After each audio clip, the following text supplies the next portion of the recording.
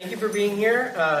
Welcome to the Town CSD regular school board meeting for Wednesday, March 4th, 2026, here in the Camden Hills Chorus Room. Do we have any adjustments to the agenda? There's one slight adjustment, and that is item number 5, recognition, is going to happen at 7:30, so it will likely not be item number 5. Okay, thank you. Public comment on items not on the agenda. So we have a sign-in sheet that Lewis had when you walked in, and I know we have a few people who have signed up for commenting on non-agenda items. I will call your name. If you want to come and sit at this table, say who you are, what town you represent, and your affiliation. You have 3 minutes to share your comments.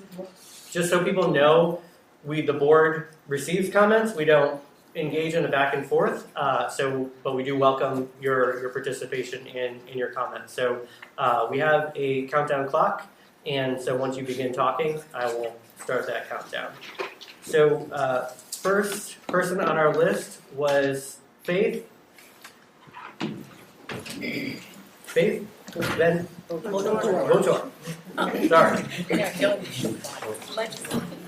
Hi, Faith Votor, resident of Rockport for many years, and also a 50-year teacher here at the high school, beginning when it was Camden High School, then Camden Rockport, then Camden Hills. I want to applaud, and a U.S. history and government teacher, and I want to applaud the students and the administration for their protests. Recently, it received some negative reports in the press saying that it was the loss of 30 minutes of class time and so forth. My point is that 30 minutes was probably more educational than what might have been taking place at the same time. As a staunch defender of Amendment 1, it is the students' right to protest. I thought it was done well. There might have been one sign that was inappropriate that was taken down, but I applaud the students and the administration. Thank you. Thank you.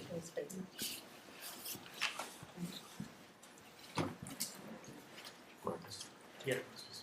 Is there something that just make sure that the voice is picked up? So I've already been in contact with Colin and make sure me that the mic will pick that up. Thank you. Next up, Liz Daly. Come on down. Hello, Liz Hi, Daly, welcome. Rockport. So yes, I support what Faith talked about. I support the students in their experience or their effort in protesting. The protest took place on school grounds, which I thought was a safe place.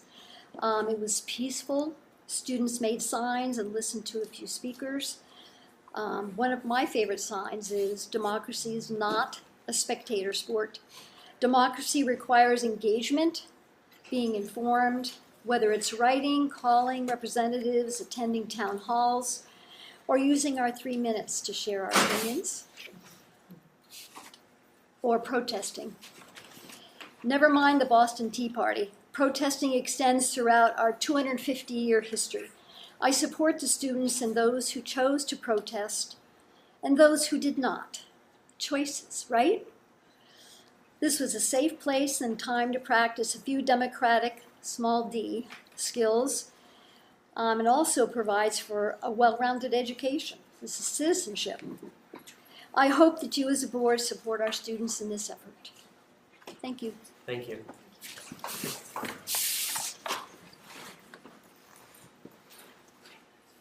Judy?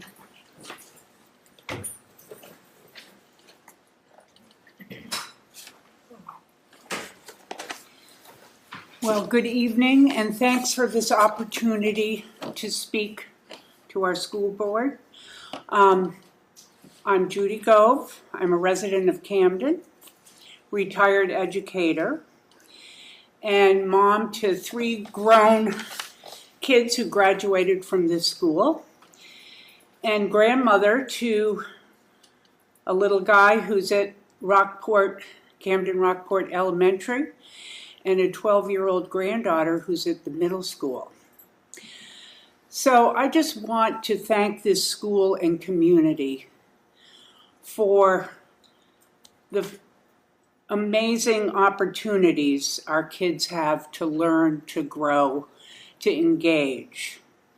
And I think of our schools as kind of an incubator, a nursery for democracy, where they learn to think critically, where they learn to hear other perspectives and ideas, and really investigate what it is to be part of our communities, part of our schools, and be engaged. So I want to thank you. I echo what my fellow retired educators have just said. We're all kind of students of history. And I think this is a historic moment. I do remember 1970 when we were all horrified and stunned by Kent State.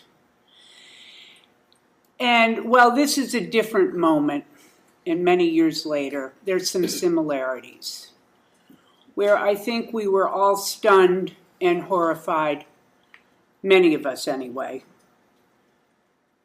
thousands across the country. And with the ice surge in Minneapolis. And I know our young people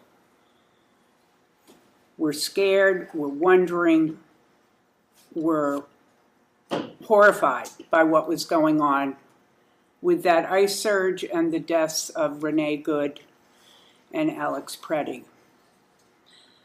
Their adolescents, their job is to think and question and wonder and start articulating their own viewpoints and concerns. So thank you for giving them that opportunity, and keep up the good work. Thank you. Thank you. We really appreciate people coming and sharing their thoughts and supporting our schools and our students. Last week was Public Schools Week, so I think we can still factor that into celebration here. Next up, we have Jude. Just a point of clarification. This is an agenda item, but there wasn't another way to sign in to speak to morning meetings, morning club meetings, because I know the student reps are speaking about that. So should I wait? Do you want to just add on to what they will be presenting on? Yeah, I think that would be more appropriate in terms of rules of the meeting. That's totally fine. There just wasn't a way to sign up that way. Totally fine. Thank you. And then last on this list is Kim Bernard.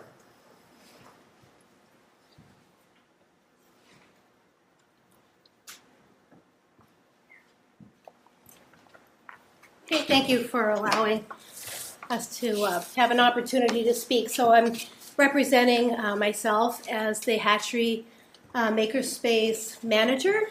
I just found out on Friday that my position was at risk of being eliminated.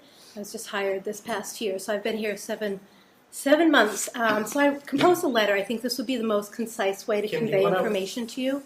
I think this might be more appropriate for the budget Okay, piece of it.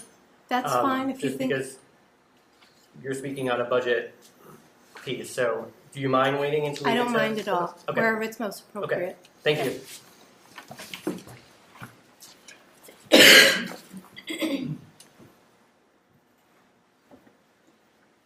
All right, next up is minutes. We need approval of the February 4th regular school board meeting minutes and the February 11th special joint board meeting draft minutes. Moved. Second. Any conversation? All those in favor? Great, thank you. We're going to slot in our recognition at the appropriate time when folks arrive, so we'll get back to that. Next up is stipend nominations. So we have two spring sport nominations on here, girls softball and boys JV tennis. I'll move the stipends. Second. Second. Any discussion? All those in favor? Great, thank you. Year 3 mid-year strategic plan update. So in the left-hand side of your folder, you should see a document that has some pretty pink on it. That's the document that we're going to be looking at for this. You had seen the implementation plan likely in the fall or in August at the board workshop, can't remember which meeting you saw it at, of what the plan was for this year, which we're in year 3 of our strategic plan, and we've mapped out the action strategies we're going to be working on this year. And generally, in February or March, we share with you a mid-year progress report just on where we are with each of the action items that were slated for this year. And in the column to the right, you will see those updates. You know, they're fairly short updates. Like if something was done, then it just notes that it was done, or some things have not yet been started. And others have a tiny bit more detail. But you will be able to kind of see those. And you can take a minute to have you look down. You might want to just look down the right-hand column, see if you might have questions that are, arise when you're looking at where the progress is. But we have completed a lot of the activities that are in this plan. A few of them have not been started. Some of them are just ongoing things that happen throughout the year. But I feel like we have made excellent progress on this year. Most things have been done or in progress. I didn't know if people had any questions or not, but this is really just to give you a check-in. You know, most of the administrators include updates on their monthly reports to you anyway about the progress they're making, but this is just like a snapshot that we've been providing midway through the year. In looking at this, it seems like there's 2 big ones that are not started and have due dates coming up. So I would just be helpful to learn more about the ELO piece and kind of where we might be on that. And then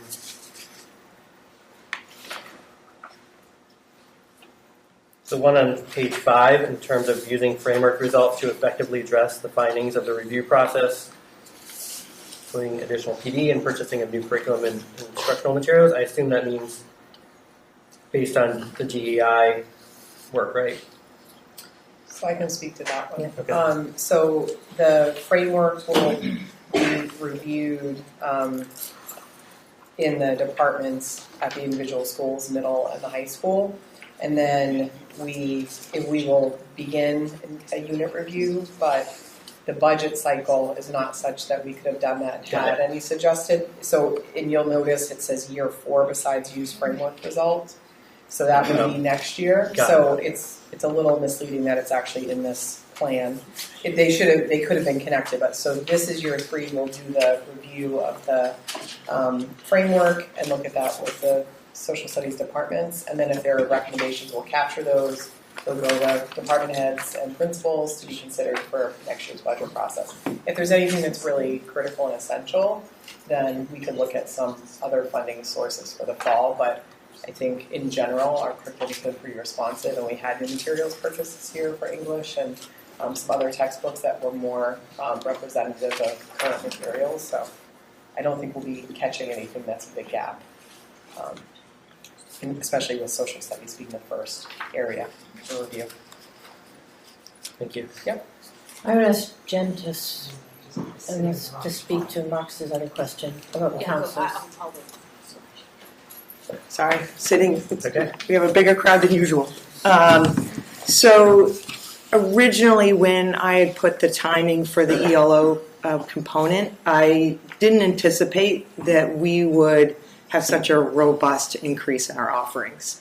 And so really first semester was around creating systems for getting our referral process through, the application, and we really have increased, it's the highest number we've ever had for ELOs, and so we really wanted that process to fully be fleshed out before we went to then figuring out how to strategically incorporate it within our junior year.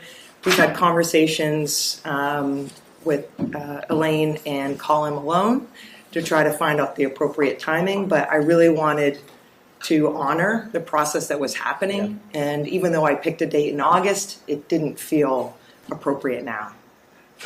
So. Okay, that makes sense. Okay.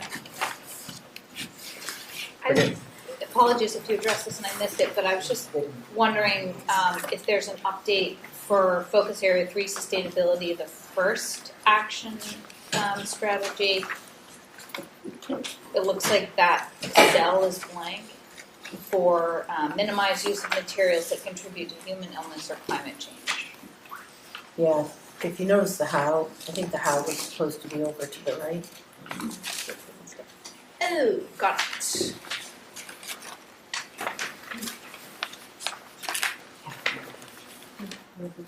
Any other questions or comments? Okay, if anything comes up, you have this and you can always email. All right, updated FY27 budget presentation. Okay, so I need a second to just connect to the screen. So I'm going to whip through the budget presentation again. No.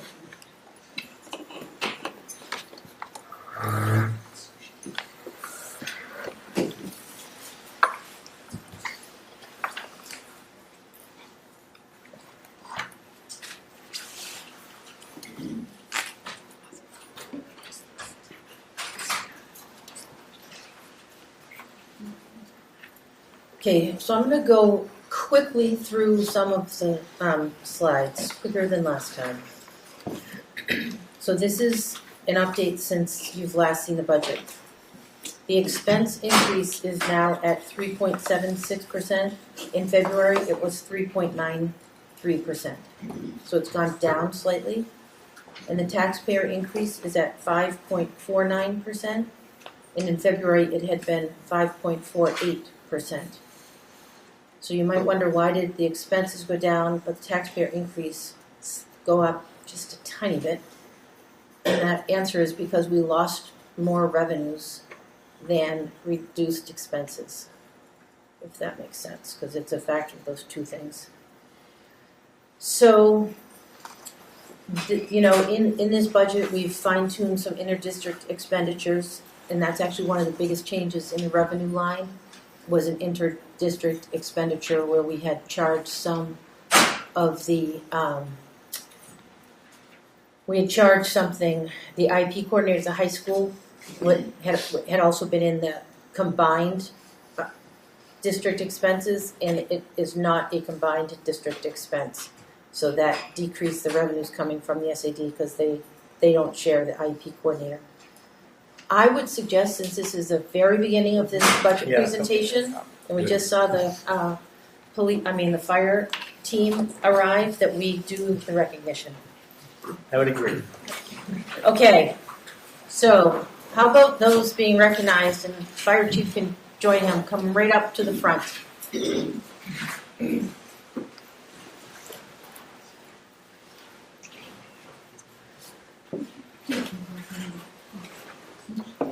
Right here. If you want to just sit at the table just so we can catch the audio too.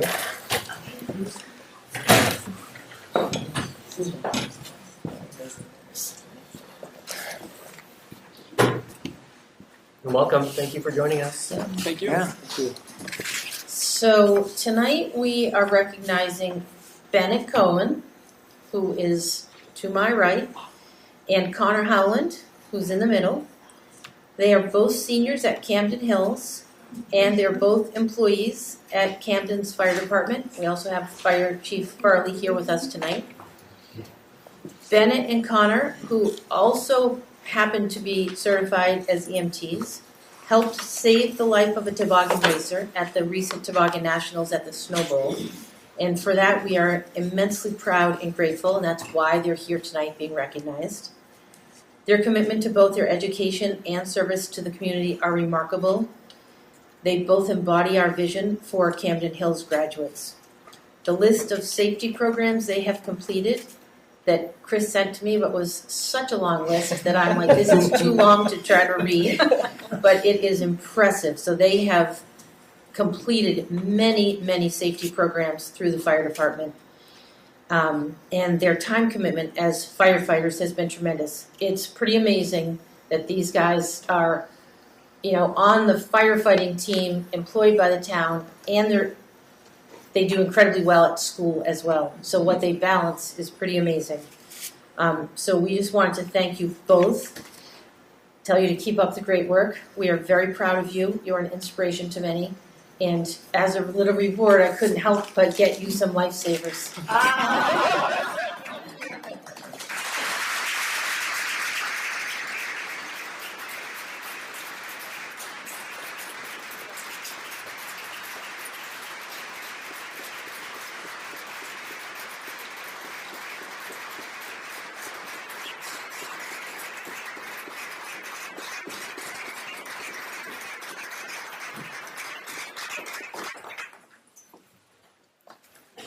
Thank you. Actually, You didn't come back. yeah.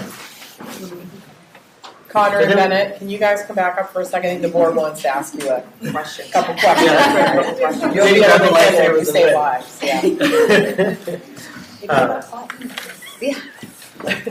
Thank you again for joining us and for your heroic actions and for your service to the town. Just wanted to give a moment for the board to see if they had any questions, but also if you wanted to kind of tell us anything about your experiences of going to school, getting this training, being on the fire force, how do you balance all of that? It's not as difficult as you may think. It's not really, things like calls that happen aren't ever planned, so you never know what type of a commitment you're making in 1 week, besides our scheduled trainings. But I mean, me and Bennett have been doing it since winter of freshman year. That's when we got involved, around December 2022. Basically, we thought going into it that we weren't going to do too much. We thought, this is pretty fun, we like it, but I don't know how far we're going to take it. And then a couple months, right after the summer, we were offered an opportunity to go to the fire academy through the Knox County Fire Training Academy. And we took that opportunity to do that. It was about a 6-month course. And then at the end of that, both obtained our Firefighter 1 and 2 Pro Board certifications. And then over this past summer, we were made aware of the opportunity to take a class, EMT course through Connecticut Valley Community College that was hosted in South Thomaston, so very local. EMT is something that I think me and Bennett were both looking for. We actually thought we were becoming EMTs first. We can both attest to that. So we were very enthusiastic about taking the course, and again, it was about a 6-month course from September to around end of January. And then at the end of that, we both took our tests and passed the National Registry test. So that certifies you in all places that accept National Registry, which are almost every single state in the United States, and a few other places. And yeah, those are like the 2 big things we've done that were out of that list that I just wanted to highlight. But the actual value you get out of the experience is second to none. I've always loved working with people, and getting to help them in a difficult time is something even better than that. And it is like really hard to describe, the balance of how much fun you have doing it, and the good feeling you get at the end of the day from doing it.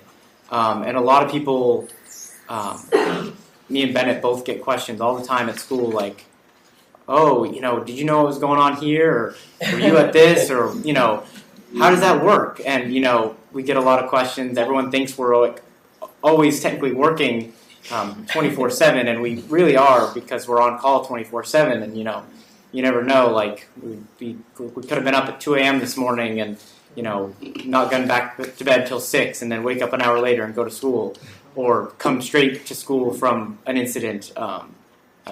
There's been plenty of times where that's happened, but and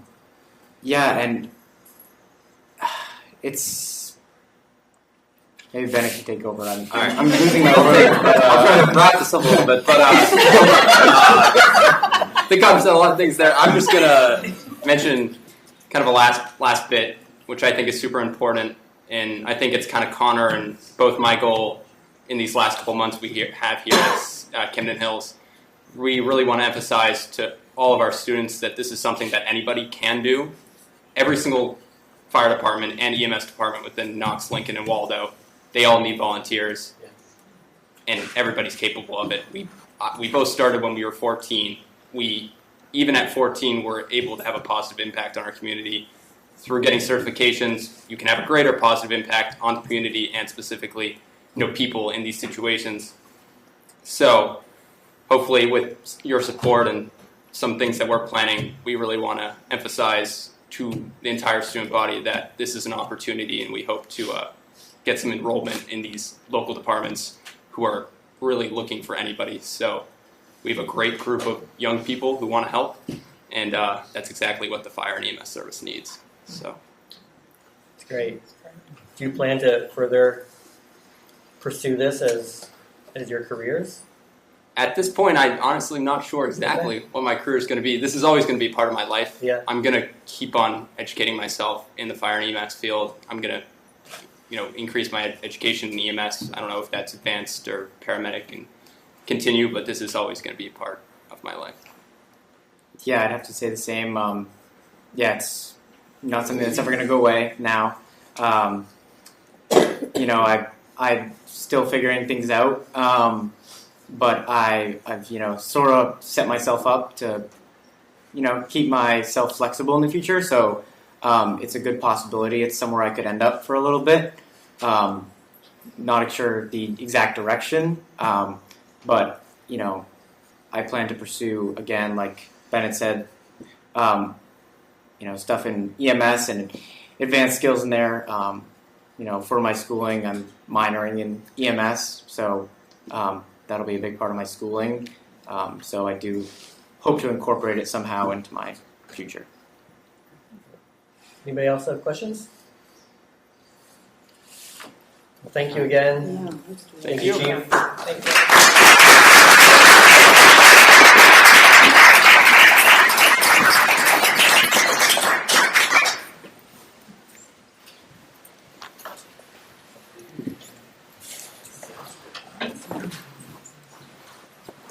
Okay, back to the budget.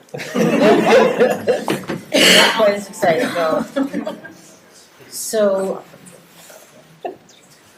in addition to fine-tuning those inter-district expenditures, we are doing the first phase of the windows and siding project. We are in the last year of the teacher contract. We have not begun support staff negotiations. We're in a good financial position to build both the capital reserve fund and the undesignated fund balance, which is good news for us.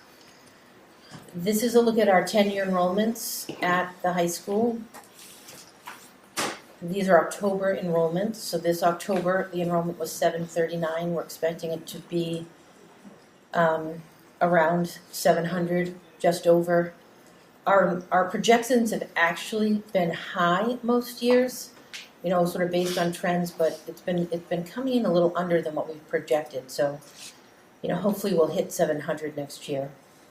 But you can see that that's been a bit of a decrease, especially the last few years. And unless we get a whole lot of more young families moving into our area, the enrollment will continue to decline. I mean, I have said this to the board in the past. If things continue the way they are, in 10 years, there will only be 500 students at the high school. So that's a significant decline unless something changes with the housing market, probably is the biggest factor in that.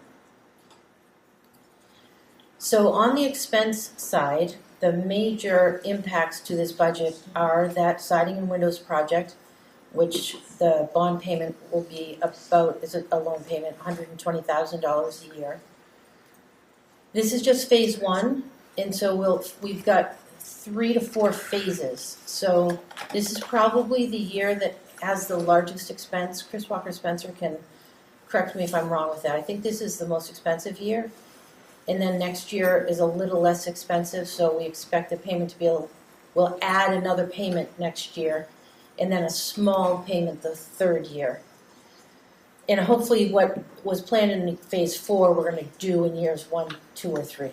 But that's a big project that is about to go online at the high school. And we are still paying the loan we took out for the HVAC project that we did this past summer. In this budget, we have 3 fewer staff positions than are currently staffed at the school. I'll get into more detail on those when I get to the other lines. We've moved one ed tech position to be paid for through local entitlement, so that also saves money in the local budget. We budgeted 10% increase for health insurance, which amounts to about a $213,000 increase to the budget.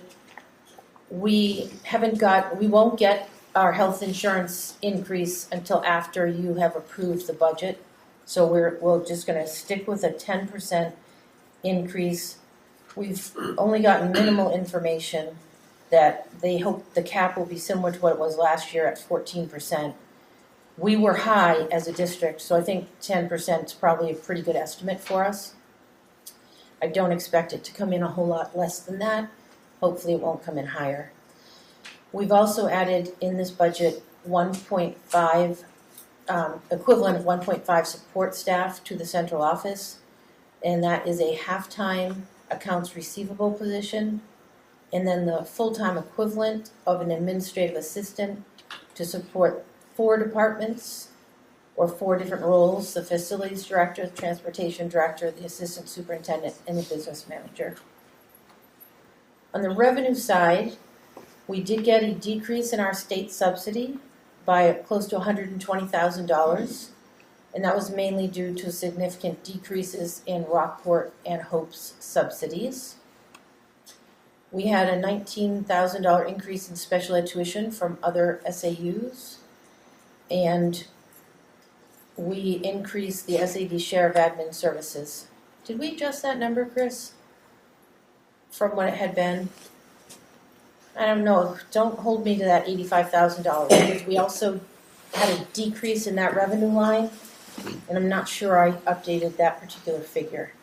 But we had an overall increase in the SAD share, even with that reduction. The 10-year look at the percent increases to our budget, the row in pink is this year, and you can kind of look back. The top row is the expense change, and the bottom row is the impact to taxpayer. So this year we're at 3.76% to the expense budget and 5.49% to the taxpayer. Our average is just over 4% for the expense increase over the past 10 years, and an average of 4.4% to the taxpayer. And again, that's the average to the district as a whole. That varies each year, town to town, depending on a number of factors. So now going through the articles, the regular instruction line has an increase of 1.8%. Teacher wages are budgeted at 3%. Health increase at 10%. This year we carried a 1-year computer science position and a 1-year science position that were advertised and known to be 1-year positions. So those aren't in the budget next year, because this was the year that they existed. And we are also planning, this is a change from the February meeting, we're planning to eliminate the hatchery workshop manager position and instead covering that with extra capacity we have in the English and visual and performing arts departments. So we're taking some extra capacity and current staffing to staff the hatchery workshop and eliminating the manager position. That is a change from February's meeting, where the plan had been to eliminate an English position. Rick, thank you. Maria, could you explain what you mean by the covering excess? What was the language you used about? Excess capacity in English and visual and performing arts departments. Treat me like I'm a fool, and So please. there are not enough courses to fill all of the teaching positions that we have because we have more capacity than we need. And that's part of the reason why we were planning to eliminate an English teacher, because we had this year we had extra capacity in the English department, and next year we have a reduction of 40 students, so that will yield more capacity. So we were planning to eliminate that position. Instead, we're going to use some of that excess capacity in the English department. There's also some capacity in the visual and performing arts department. And we're going to take those, let's just call them empty periods that a teacher would have that they don't have a class, that they otherwise would have a class.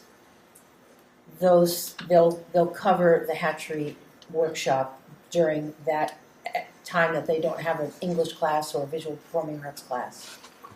So they'll be essentially teaching, not doing manager roles.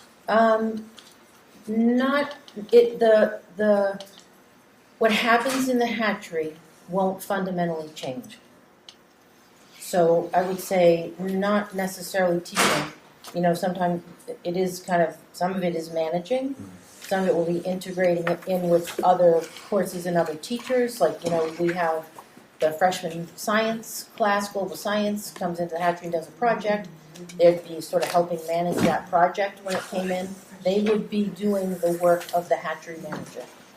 And it might change a little bit. Like it might be more integrated into other programs happening, curricular programs in the school. But fundamentally, there'll be students coming into the hatchery working on their own projects just like there are now. So we're philosophically not changing the vision of the hatchery. It's just going to be like staffed differently that could provide some new opportunities to integrate a little bit more fully with kind of the traditional programming. Okay. But the teachers in those other program, or maybe it's just the English program, would just be basically covering hatchery work. Yeah. Thank you. Two questions. We had a presentation actually in this room a few weeks ago about some of what I'm assuming falls under that role, the maker space, the really cool recycled benches. How would an English teacher and a visual and performing arts teacher be expected to manage projects like that? And if they are, is there going to be any kind of different or additional professional development provided on that front? This is where Jen gets to step in and address some of these details. I'd say thank you, Cricket. I knew the questions were going to come, so Maria started talking about the fact that we're calling it a teacher-led co-op model.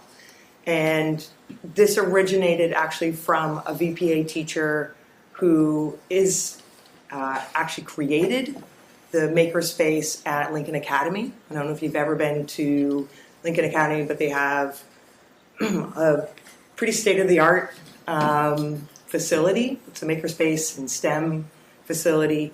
That idea came from her. She created that space, so I feel comfortable in the fact that we do have not just existing capacity, but we have resources within the building, albeit it probably wasn't what was the first thing they listed on their resume, but part of the teacher-led co-op will be ensuring that we have professional development over the summer. Safety is a concern, how we conduct ourselves in the space. Sorry, I'm dealing with a cold, so my voice goes up and down. But essentially, we have concerns related to how do we maintain the safety that we have in the space, how do we ensure that students have orientation, maintenance of equipment. So those are all elements that we have not completely developed in terms of our professional development, but we have identified things that we are going to address over the summer.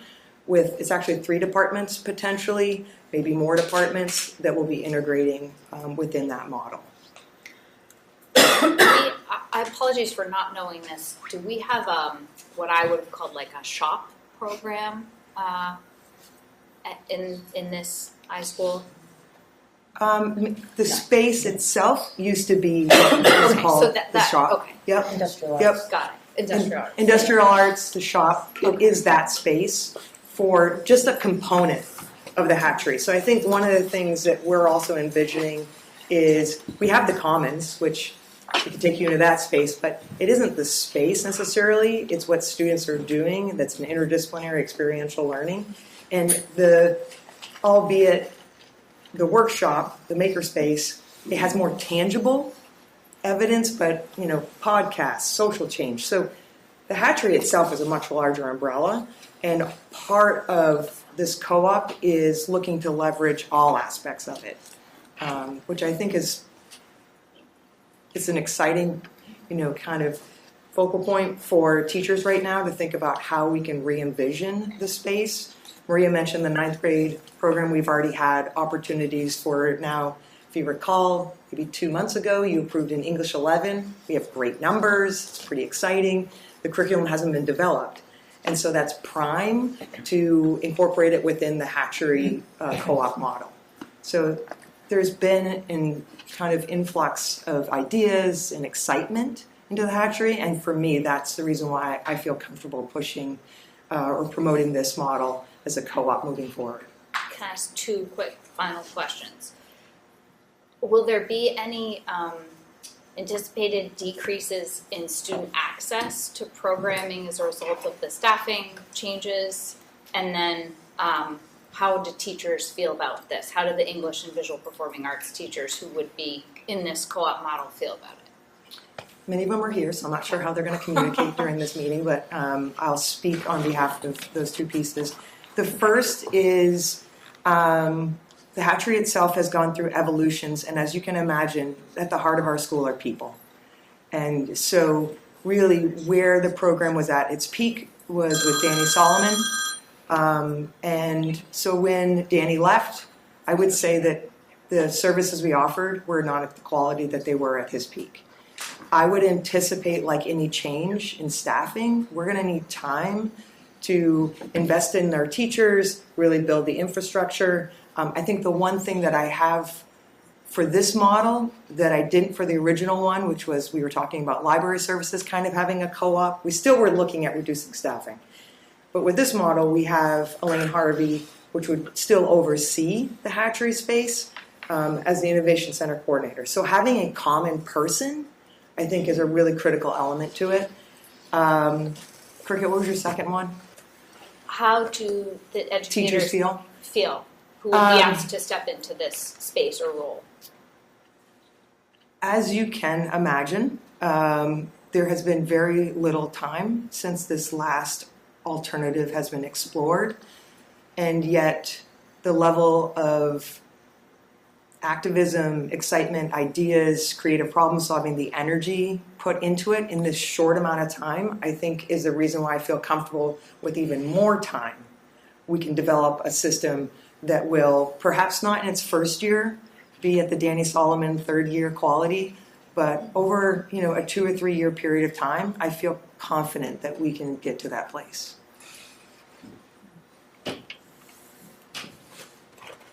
Great. And just so the audience knows, we're going to let Maria go through the rest of the presentation, and then I'll open it up for public comment. I have the list here, and then we'll go back to board discussion, but you can still bring up questions as the slides come up.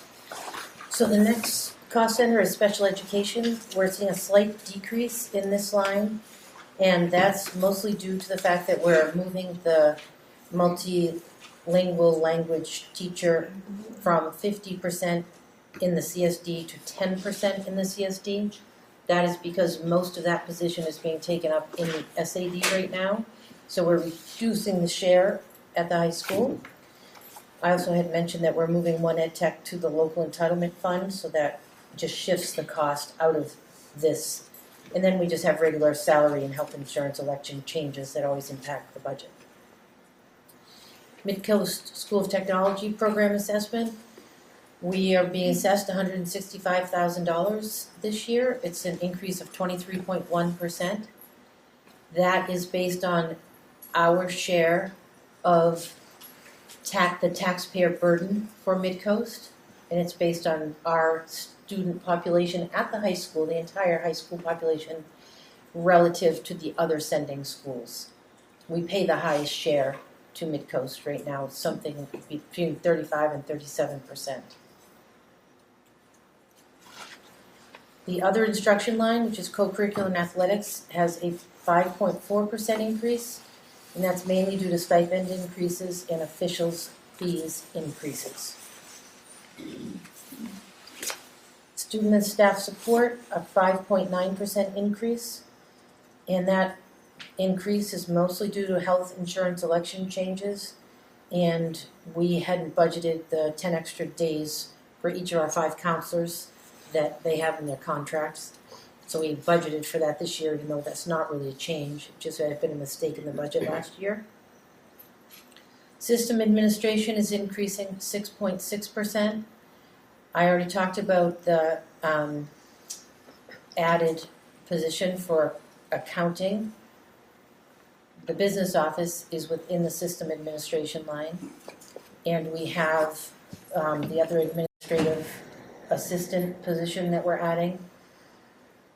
There was a salary adjustment for central office support staff this year that wasn't in the budget. There are health insurance election changes. The 403B for administrators was under budgeted last year, so there are some corrections being made there. And just as a reminder, even though 100% of the shared inter-district costs between the CSD and the SAD fall in the CSD expense line, 50% of that cost comes back to the CSD as revenue from the SAD. School administration is increasing 6.5%, and that is due to just normal salary and health increases. Transportation line is increasing 12.2%.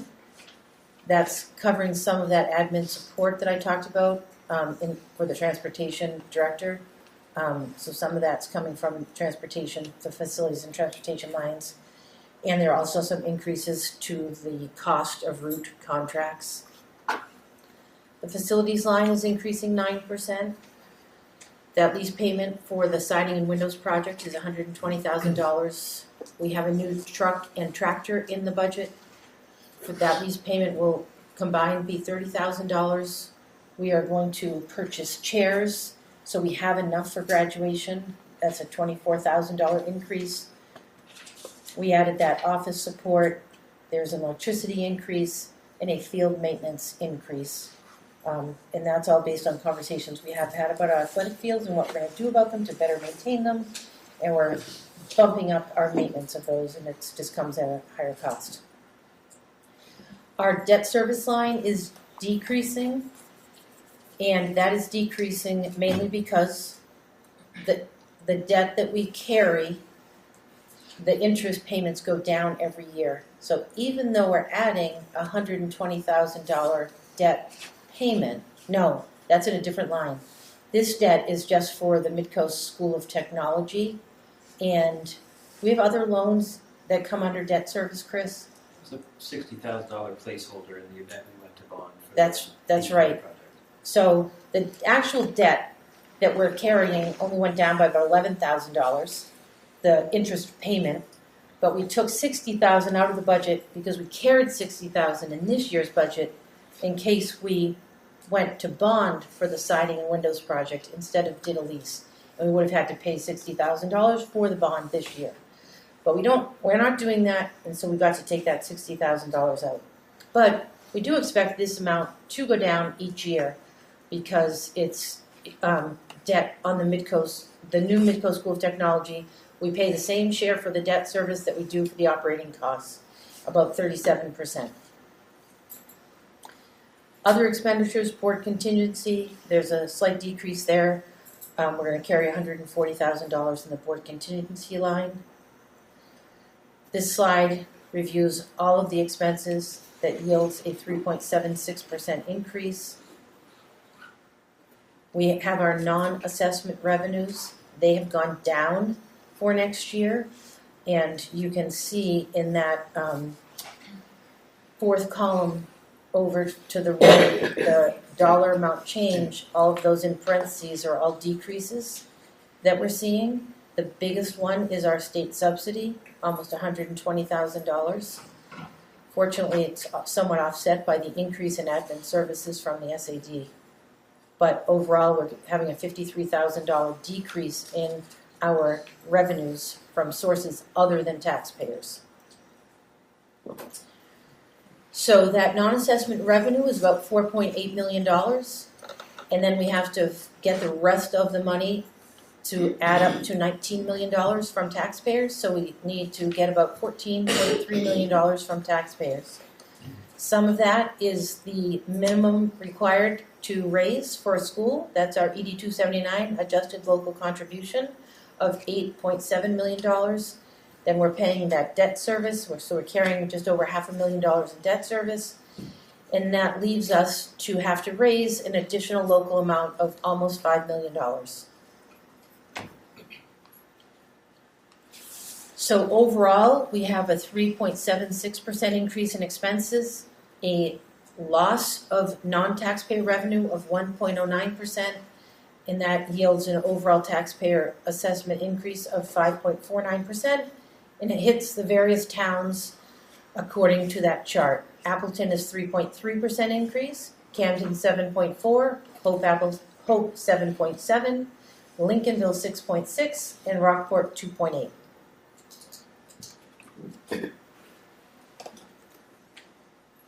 And the ED 279 tells us the percent that each town pays, and that is based on a combination of pupil count and property valuation. And kind of the way that it works out is Appleton had a relative decrease in its number of students and an increase in its valuation. But if you look at Appleton's increase in valuation, it's less than Camden's increase was, less than Hope's increase was, and less than Lincolnville's was. So it's all relative to what's happening in the other 5 towns.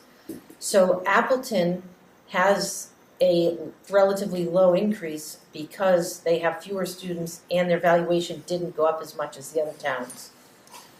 So it's the interplay of those two factors that result in what the tax impact ends up being. The way it impacts people's taxes based on their home value, which is how we raise the taxes. In Appleton, this budget is an $8.02 increase per 100,000 of home value. The average home in Appleton will have a $29.89 increase in taxes due to this budget. Camden's average home will see a $104.03 increase for the average home. Hope, the average home is $66.38, Lincolnville $67.36, and Rockport $45.30.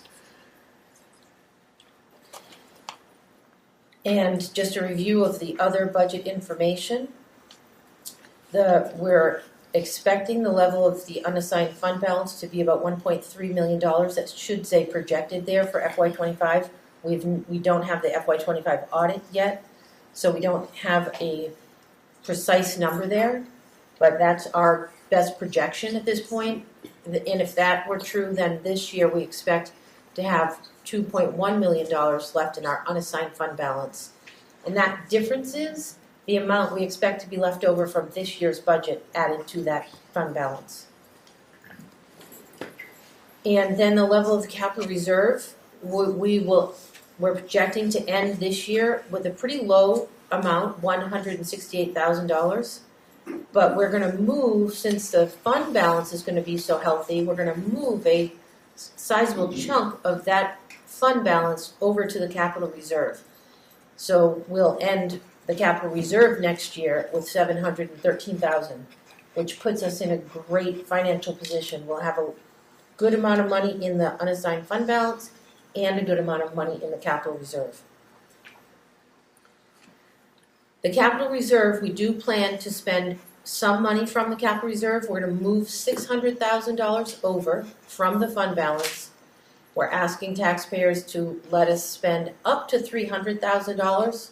We know we're going to spend $113.58 for the new intercom system. That is no longer half of the total, however, so that shouldn't say half of total anymore.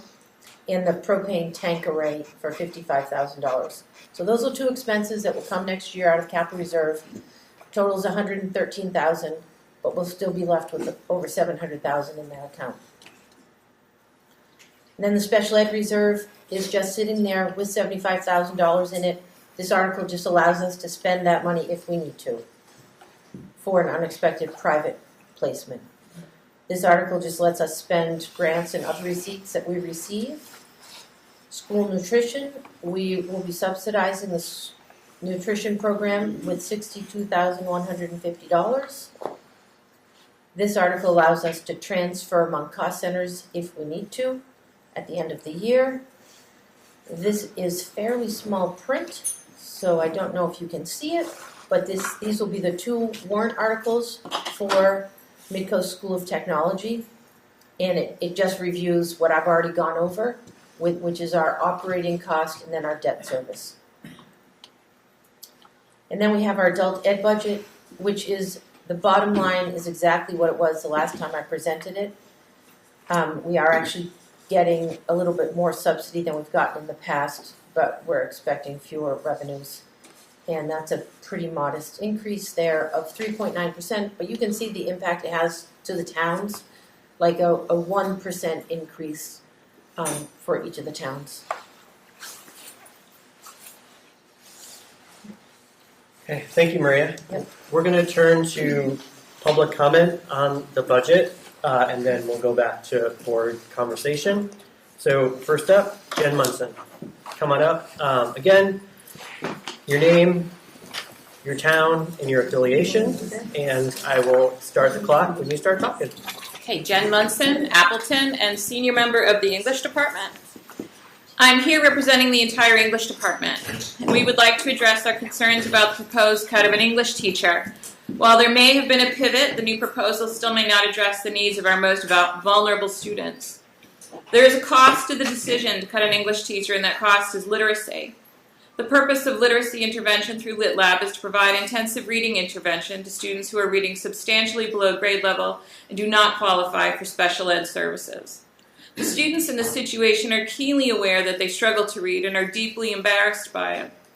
They often lack parental advocacy. School has been difficult for them for a long time. They've worked for years to hide their reading struggles. They're failing or struggling in multiple courses since reading and writing is integral to core content, and they're at high risk for dropping out. These are our most vulnerable students. The last time the Lit Lab was fully functioning was in 2019-2020. At that time, it was staffed by Renee Randall, who has a Master's of Science in Literacy Education and is a state-certified literacy specialist.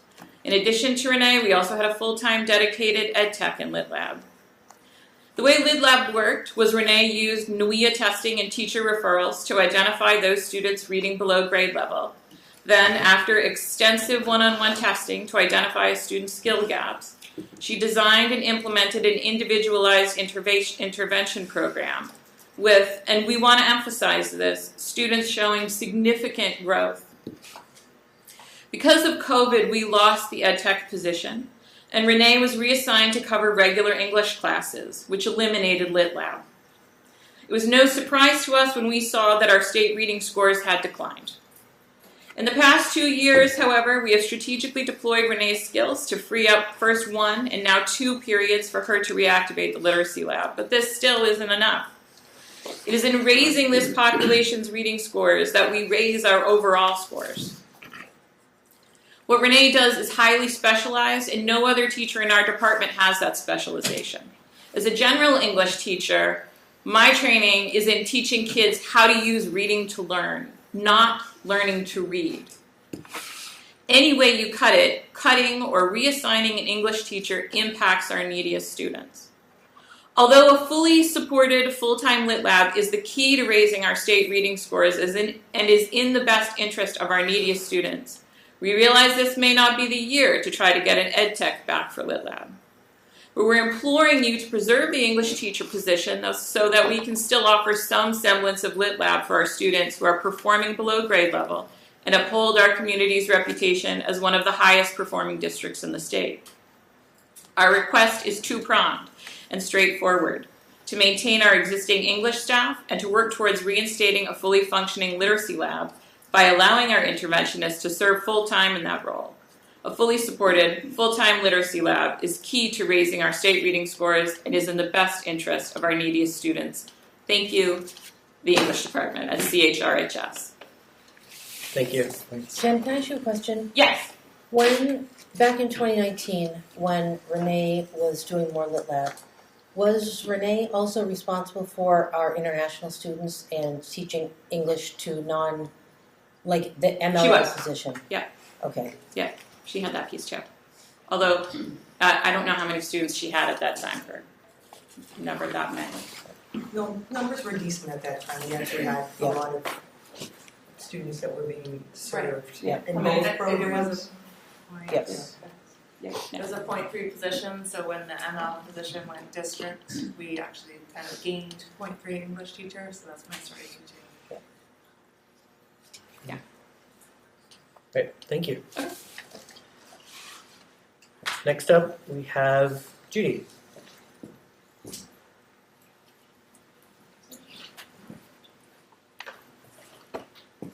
Hi, I'm Judy Shelby, a resident of Camden and previously a teacher here at the high school in the special ed department. And I just have some questions about the proposed allocation of funds in the budget. As I've heard, and everyone's heard, cuts are being proposed to the teaching staff at the high school, given the declining student enrollment.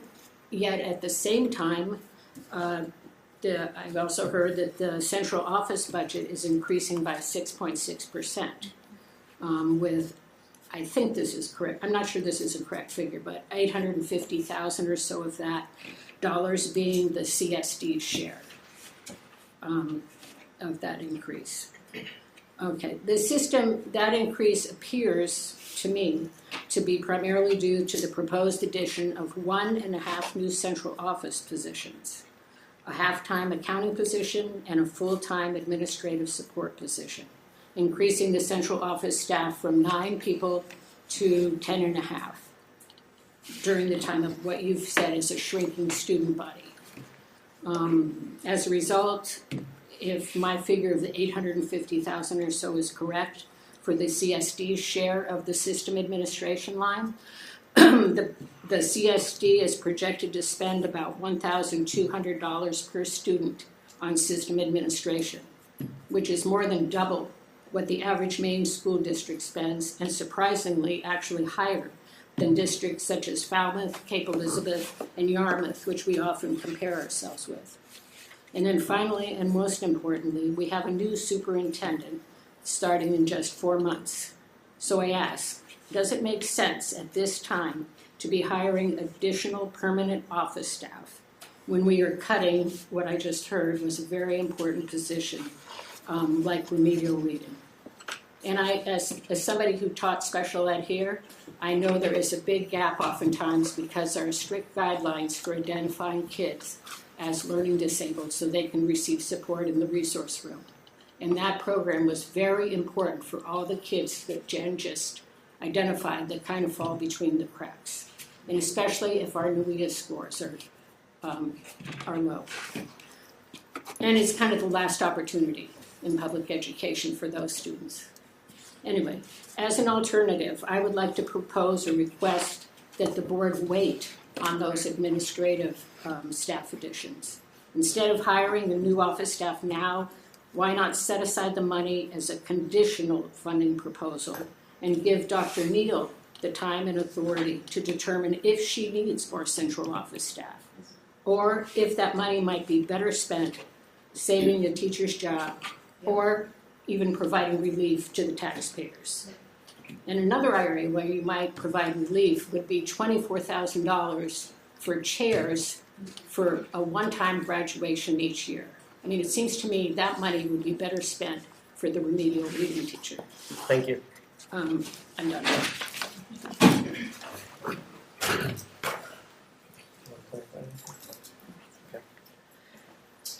Next up, sorry, there was a little crossing out of a name. Winter Lante.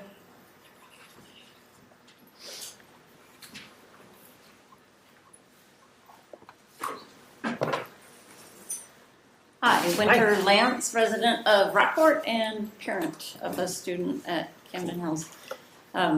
You'll have to excuse me, I'm going to be looking at my phone a little bit at some notes because I didn't come prepared to address some of this. So, okay, first of all, on the budget, I just think as a taxpayer it would be helpful when it comes to voting time if the school board could address some kind of questions and concerns so that we could make a more informed decision at time for vote. One of the things that would be helpful to have addressed is how the projected need or justification to build a reserve and show a really healthy unassigned funding balance while also at the same time asking taxpayers to increase their taxpayer funding of that. Also, it would be helpful to know what the thought process is on the projected impact of the declining enrollment that's projected. I think you said about 29% over the next 10 years is what you projected. And since 2022, the enrollment has been declining already, and our increases have been like 32%.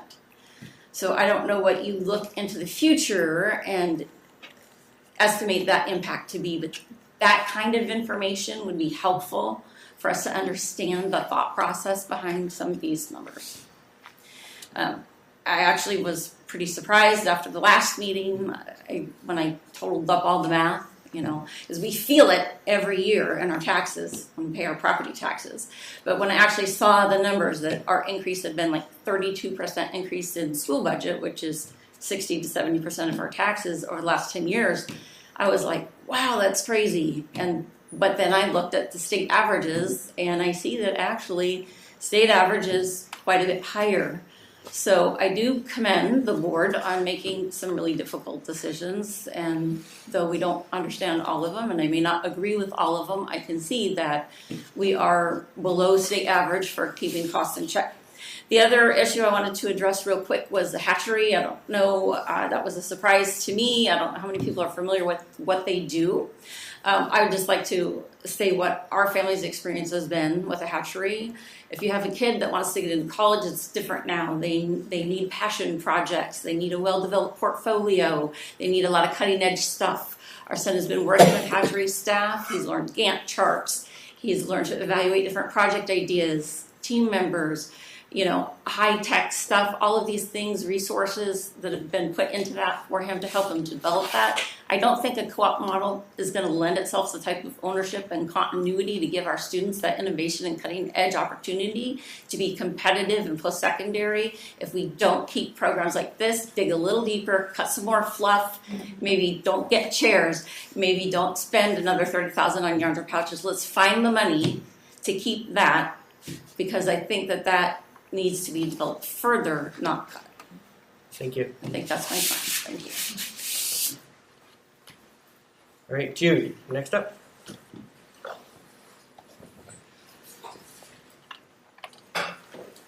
Jude Masser, Hope resident, speaking not as a staff member, but as a taxpayer and a parent. So when I was younger, my Nana would sit down with my mom and she would say to my mom, we didn't have a whole lot of money growing up, and so you never want to save money on your dinner table. And what she meant by that was that if you got to make cuts, don't cut the healthy food. And in a school, the healthy food are the people. You've heard now from Winter about the hatchery program. You've heard from the English department. And the two things that you've heard is that the cutting of an English teacher is detrimental to the literacy programs and to the most vulnerable students at our school.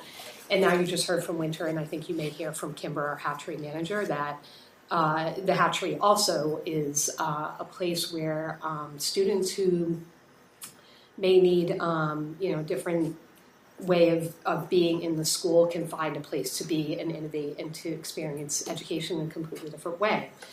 I think that really what I want to say to the board for you to think about is that as a Hope's school board member, we spend a lot of time going through line after line after line of the budget and really making sure that the one thing that we always preserve, because at the end of the day, when the kids walk into the school, what matters to them most are the people that are sitting in front of them in a classroom, whether it's the hatchery or an English classroom or anywhere. And regardless of the number of students that are walking around this building, I can guarantee you that every single adult in this building matters to some kid, whether there's 750 kids or 500 kids. And so there's got to be ways to cut this budget that does not include getting rid of personnel. And I think I would be really proud of this board and this district if they could figure out a way to keep the people, the relationships, because in the end, I think that's what matters most to the students. Probably what makes a difference in the everyday. And I don't think we need to beat the graduation chairs to death. But I do think that there's probably a lot of ways that the board could cut the budget and maybe preserve both of those positions. I think that would really mean a lot to the students. So thank you. Thank you.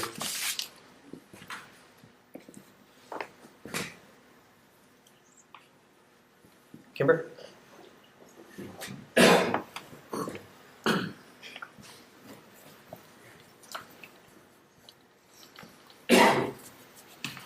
Kim Bernard, Hatchery Makerspace Manager. I live in Rockland. I offer the following information to provide you all with a comprehensive view of the Hatchery Makerspace Manager's responsibilities, as I've come to know them in the past 6 months, and all of the facets that the position entails. I know full well that your roles don't allow you to visit the hatchery and observe the day-to-day activities in the makerspace. I believe that having this insight may discourage you from having 3 to 4 teachers of other subjects cooperatively managing the makerspace. My primary concern for this scenario is safety. In order to oversee the woodshop, all co-op teachers would need to have extensive power tool experience and the ability to safely teach the use of the bandsaw, table saw, miter saw, scroll saw, drill press, joiner, planer, lathe, and the many other hand tools. Neglect of school safety, poor student supervision, and improper tool use could be hazardous. I have 40 years of woodshop experience, and I doubt that someone could be trained over the summer to run the makerspace. Other areas of concern are co-op teachers would need to know how to maintain and service the power tools, equipment, purchase materials, replenish supplies, and keep a clean and orderly space. A complex schedule would need to be coordinated and worked around Midcoast School of Technology's classes on white days. If no one was available to monitor the space, the door would need to be locked. Camden High School has such a well-equipped and wonderful makerspace. It would be a shame to let this resource go underutilized and for students not to have full access to this great resource.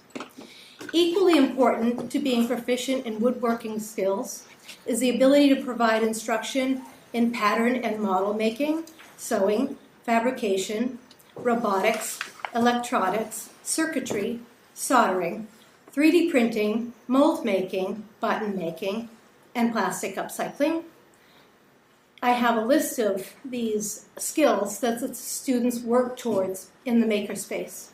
Semester 1 projects included designing and sewing work aprons, repairing sewing machines, upcycling plastic workbenches, taking things apart, repairing them, and putting them back together in class, for the class, and for the school community.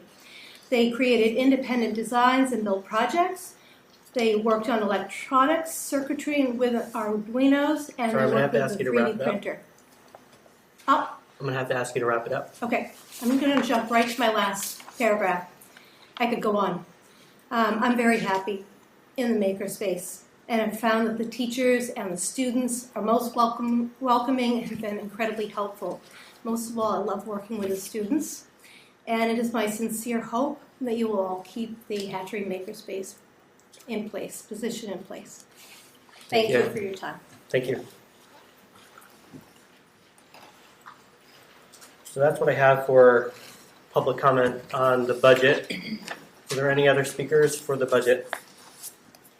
Okay, we'll move to board discussion and questions.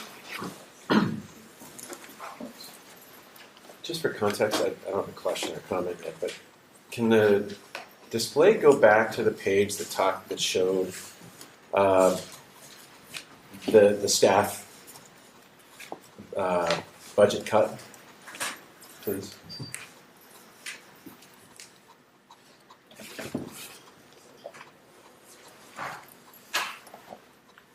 This one? I think it's the one before this that had maybe this is the right one. That is the right one. Thank you. And what's the total line item or the total amount that corresponds with each of the three? I remove the word total. What's the dollar value that corresponds with removing the computer science position, the science position, and the workshop manager position, please? In general, each teacher position, and I'd include the hatchery workshop manager, that's not a teaching position, comes in the range between $100,000 and $125,000 with salary, benefits, taxes, so that the total cost of a teacher. And it's going to be about each one of those three is set at the same amount. Generally, it's likely that all three fall somewhere in that range. Okay, thank you.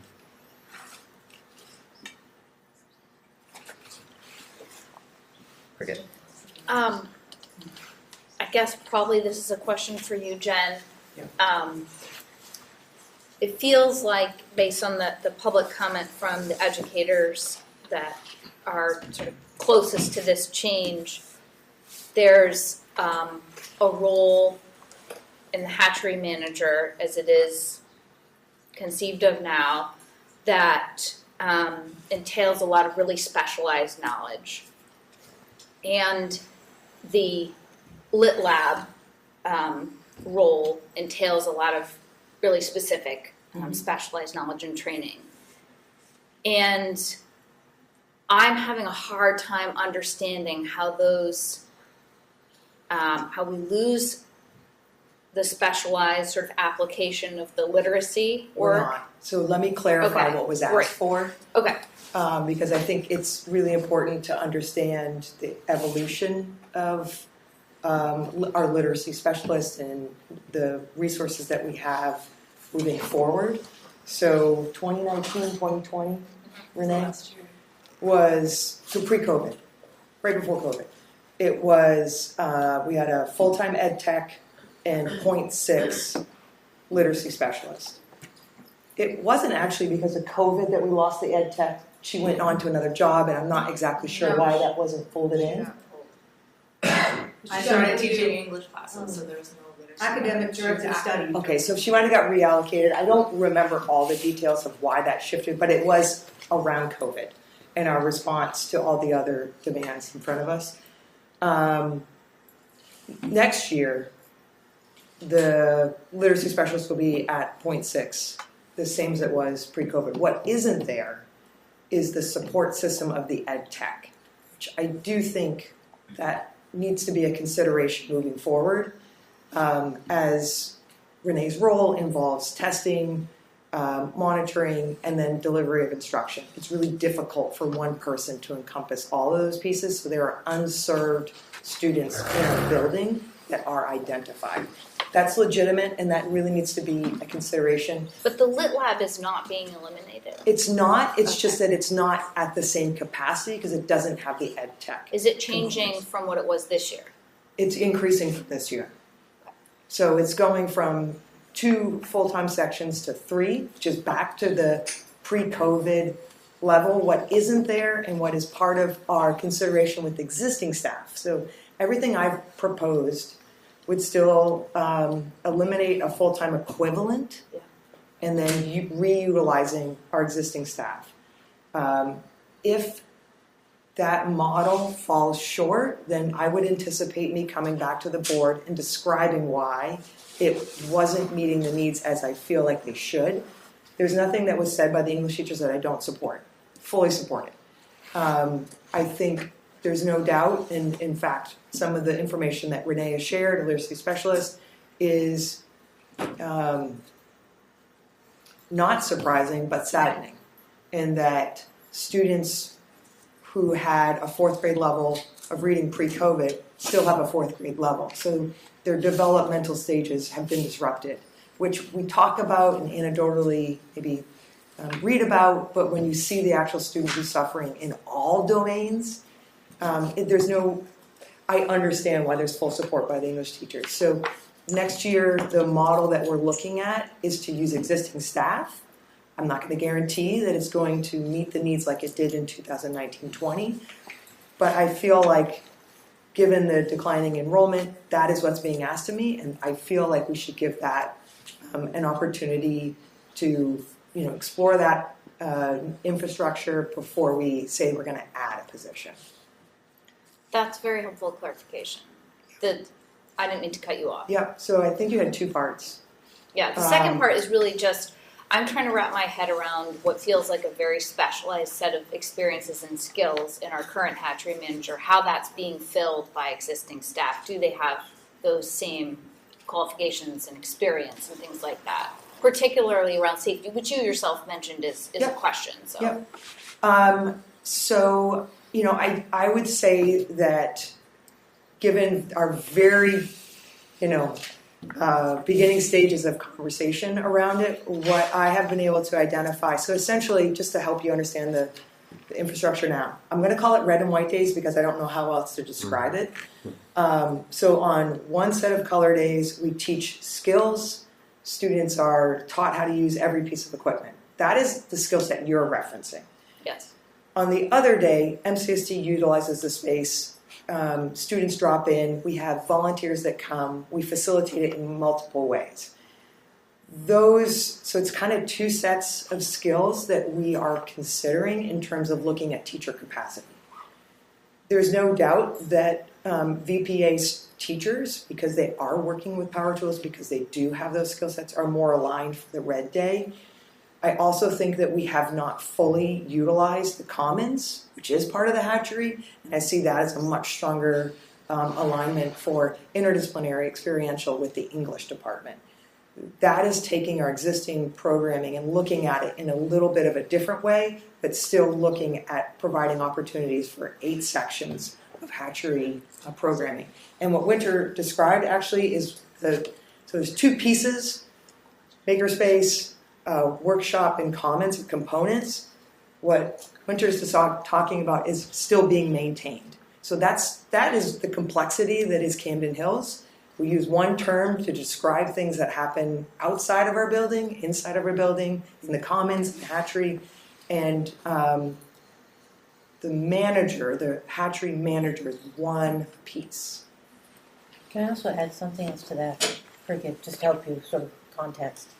Some of the skills that Kimber mentioned, I'm going to take pattern and sewing. That's because Kimber is the teacher.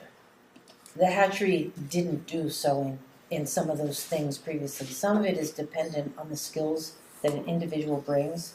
Plastic upcycling didn't happen. Other kinds of things happened depending on who the person is. So there's no set of skills using the equipment, but in terms of, there's no set of skills that's outlined like a math class would have. And that has really varied. So those things aren't set in stone anywhere. That also just needs to be kept in mind. And it's evolved, just to add on to what Maria's talking about. So, technically, even the vision, when Danny brought his vision, he actually brought the vision from Chicago. Yeah. And he brought his skill set. I never paid for lumber, not $1 for lumber, because he used radical reuse. Great. New person comes in who has boat building skills. he brings a car into the hatchery. Rock on. You know, I think the piece that's great about Camden Hills is we hire, as people have mentioned, we hire individuals with a skill set, and then we take advantage of that skill set. And we make sure that if it's like right now, we actually are like in year 3 of the electric bike model. That was a volunteer coming in. We have resources in the community. It's the ability to understand where the student's interest is and then matching the skill set necessary. And it doesn't have to be internal. It hasn't been internal through the existence of the hatchery. That's which is helpful. really hard to define. And so anyone hired in that space, I applaud Kimber, I applaud the prior people. Typically they don't work in a public school. They don't know the public school infrastructure. And it's our desire to continue maintaining innovation, but that really does test our ability to understand what that looks like. It's not in a clear-cut bin, like a math teacher. I think I will just offer one comment. When I think about a world-class maker space tied to world-class maker programming, and I've toured maker spaces all over the country and public schools all over the country, the skill sets that we've talked about, they really do matter. You know, Kimber talked about coding and robotics, and we're losing a computer science teacher. And yes, there may be volunteers in the community, but I think, just speaking as an individual, I'd love to hear more from you and your team as this evolves about how are we still ensuring that kids have access to those kinds of specific experiences with the staffing and program model that's being proposed. So, Incredibly fair, and I would tell you that it will evolve with time. And I have been tasked with cutting one full-time equivalent. I feel like out of all 3 options that I have explored, the staff has helped me to explore. If you told me I didn't have to cut anyone, I would happily accommodate that request, but that wasn't what was requested. And I do feel out of all the options, although there really needs to be some work in further developing that option, I think it's the most viable.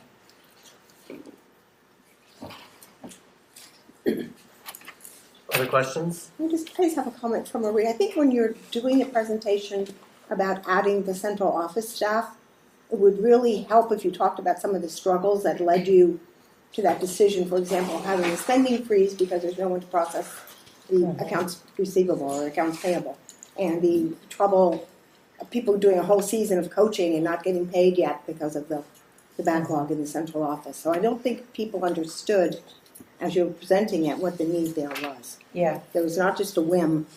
Yeah, I mean, it's a good point, Marcia, and I do think that there's a massive misunderstanding that the central office has been so... If the staffing in the central office, if the teaching staff had the equivalent to what the central office staff had, we would probably increase the teaching staff by 50%. Like, the central office staff has been so understaffed, and people often think like, oh, this is based on enrollment or it's a trade-off, and it's not at all. Our teachers are able to have, we've created a great environment. We have relatively low class sizes. People obviously are very reluctant, even if we only have 500 students. I heard Jude say she'd like not to cut any teachers from our current capacity. Probably Winter wouldn't agree with that. As our enrollment declines, we should probably make some adjustments. Taxpayers might have something else to say, and there are only so many pencils or paper we can cut. But it's not, the central office issues have nothing to do with enrollment. Chris recently did a study with central office staffing, and the fact that the central office is responsible for 2 separate districts.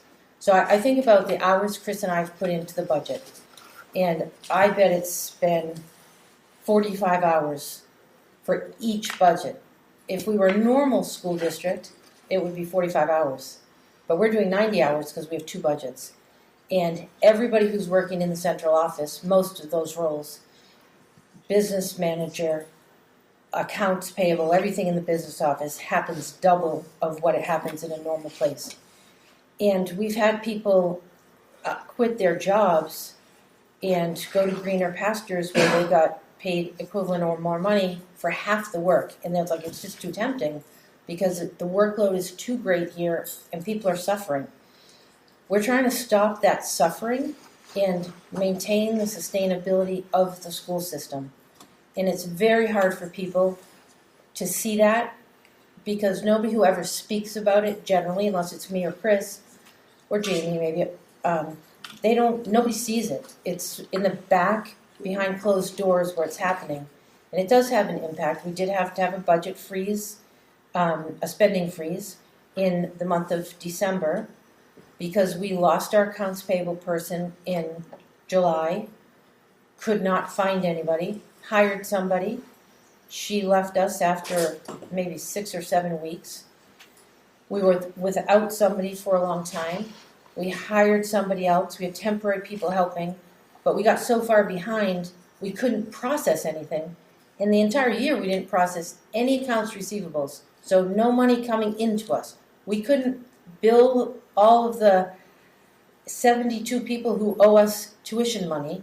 We couldn't bill them until like 3 weeks ago because we didn't have the capacity to take care of that item. So we are digging out of holes created by lack of staff, missing staff, and just the load is so great. And it is really difficult for people to see that. In terms of offering administrative support, for instance, to Chris Finelli.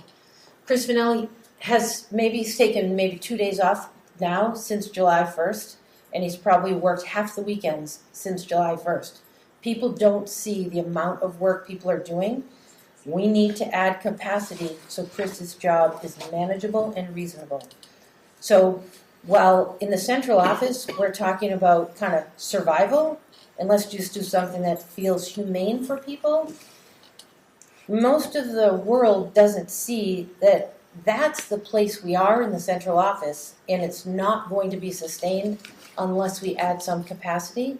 And we've just been asking people to do heroic work for a very long time, and it's taking its toll.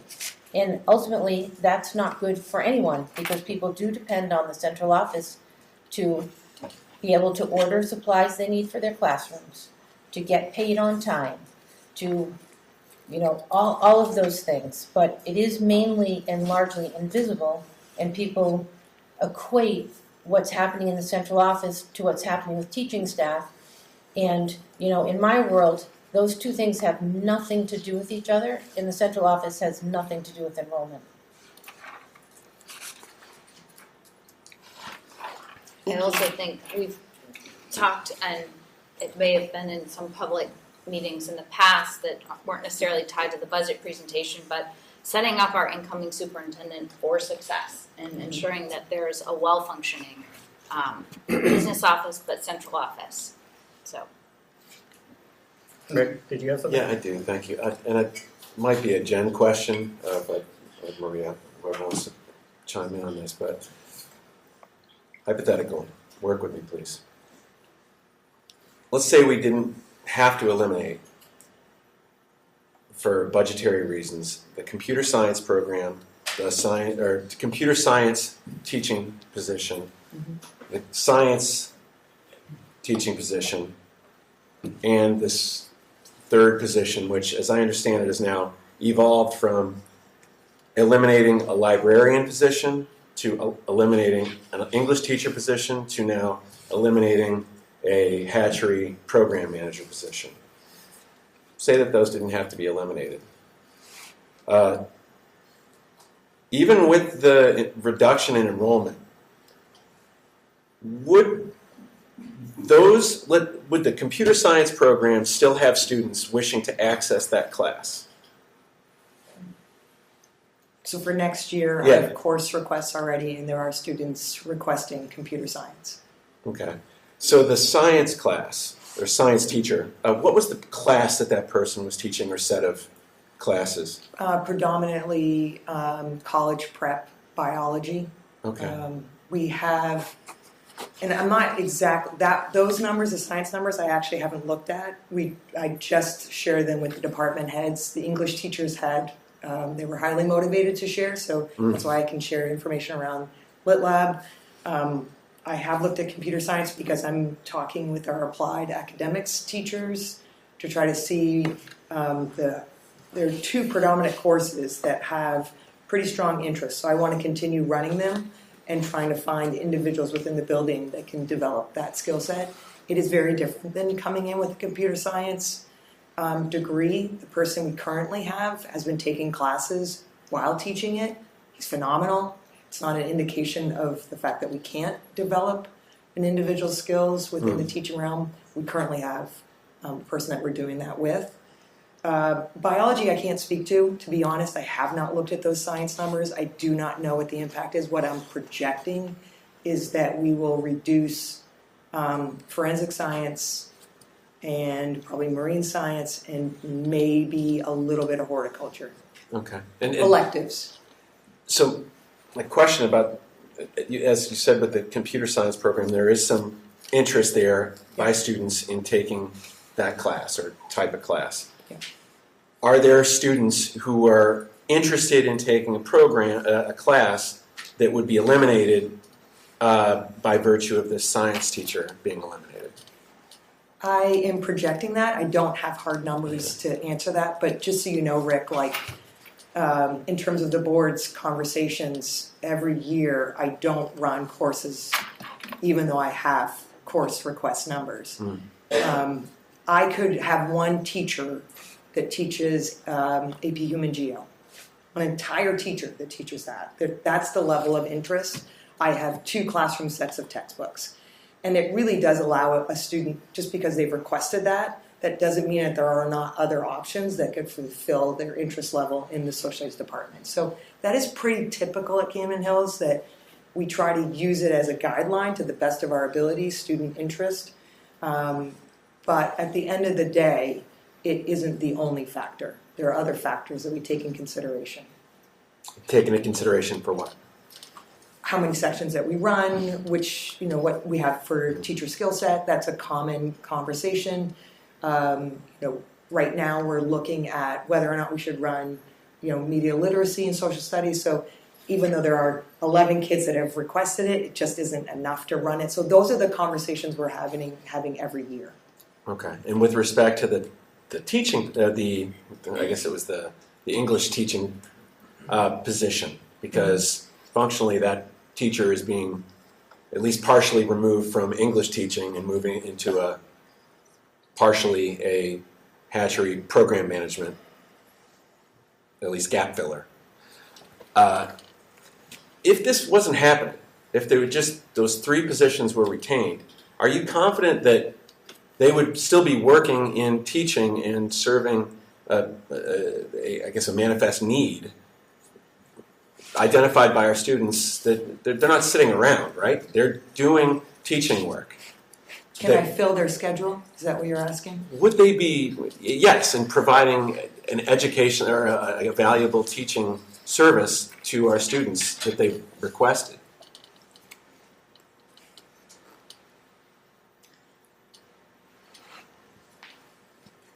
Our enrollment is declining.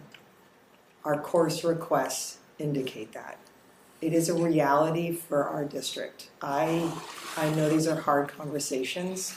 I could probably fill a half computer science. I could maintain hatchery. I have a half English teacher right now that potentially I could increase literacy lab. So these are hard conversations. No one wants to have them, and they're really difficult because we haven't had them ever in my time at Camden Hills. I wouldn't be giving you the facts by saying that even with course requests, there's an indication that we have more staff than we have requests. And that's a fact. And I'm sorry to have to say that. I don't like that I'm in the position to share that information, because I would love to keep every single person in this building. I guess, and step away from questions for a minute. The process that we do this, and maybe it's just there's no other way of doing it. We began with an arbitrarily selected number. We want to come in under this amount of an increase. And then we backed into this by figuring out, okay, well, how can we reduce to get into that? And I think to the comments that were made before about the importance of our most important resource is our people. And the same set of factors that lead to, at least for now, reduction in enrollment, that's to say, expensive housing, inability of people with young families to find a place to live and live in our community, is going to be impacting the people that we would be inclined to hire when the need returns. And I think it will.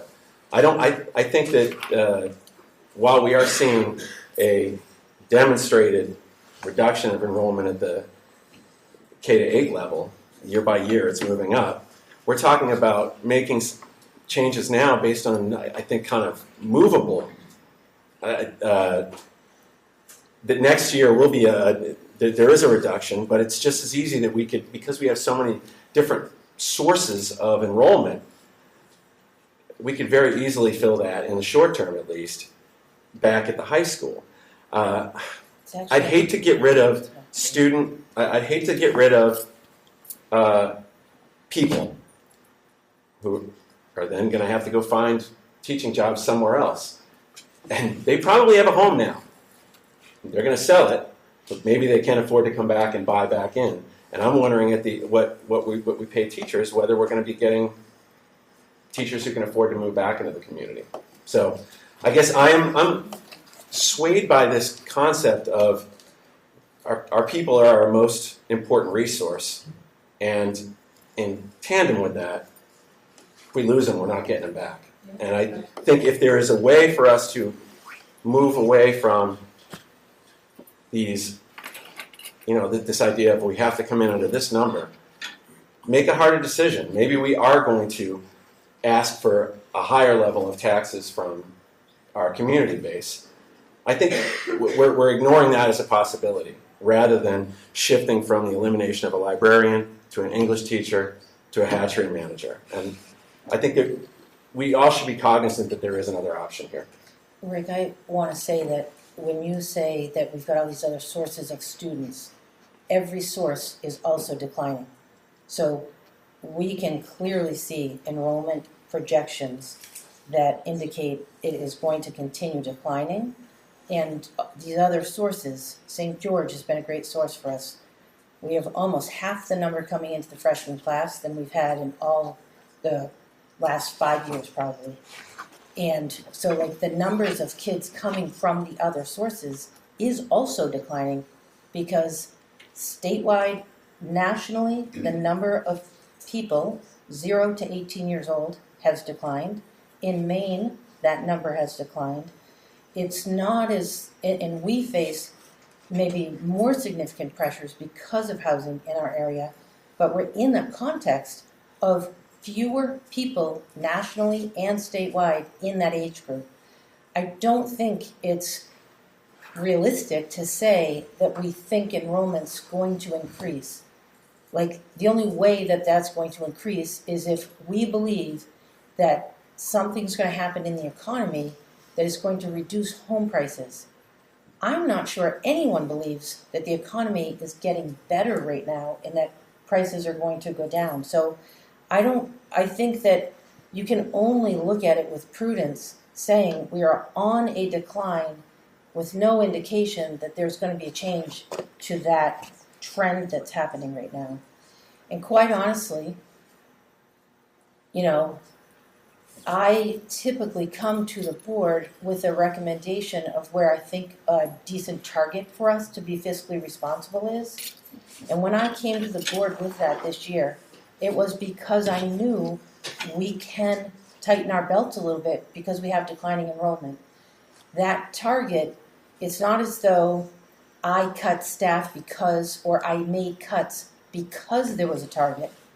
We set the target because we knew we could cut costs and use taxpayer money in a fiscally responsible way by making some adjustments, 2 of which we knew we were going to make over a year ago, because we had a conversation to hire these people on knowing it was only going to be a 1-year position, computer science and science. In fact, science probably is a lot more complicated than you think, because we kept a position in science for all kinds of convoluted reasons that I wouldn't get into right now. But we did that knowing that we were only going to do that for a year. So 2 of those things, it's like, well, that's already a given, because we've planned that those positions were only for a year because of some extraneous reasons that we were going to keep them for a year. So it's not as though, almost what you're, like, I guess the board as a whole would need to give me direction, and ultimately you need to give it to Leanne, is don't worry ever about making any staffing cuts. Try to cut whatever. Don't provide, I don't know. I mean, in terms of places in the budget to cut, I can tell you right now there are 2 places where there's money in the budget, and it's in facilities and it's in people. Everything else is pretty minuscule compared to that. And we are in a district that we actually spend quite a bit of money per student. We have a lot of programming and we have a lot of needs. But every administrator who's come into this district who's involved in budget conversations will say that we actually don't have money in many places in our budget. We don't have fluff. I would say we don't have a lot of places to cut. Could we cut $24,000 and not buy chairs for graduation? Yes. That's $24,000. In a $19 million budget, it's not a whole lot of money. Yes, that's a place where we don't have to cut. We've been talking about buying chairs for 5 years. Nonetheless, we don't have to buy chairs, but we do not have a lot of places like that in the budget. So it's not, I would caution the board, there aren't a lot of other places where you're going to find money, ever, in this budget. And not that people are the place to find money. I'm not talking about needlessly finding money. But if it's clear that our enrollment is declining, we have more teachers than we need for our course requests, it's just apparent that that is a place that we should right size.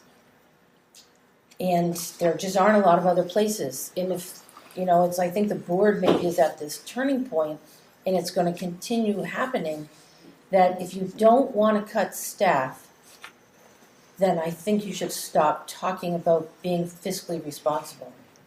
Because at some point, it is not fiscally responsible to, have class sizes that average at 10 in a high school, when right now we average 15, which is really good.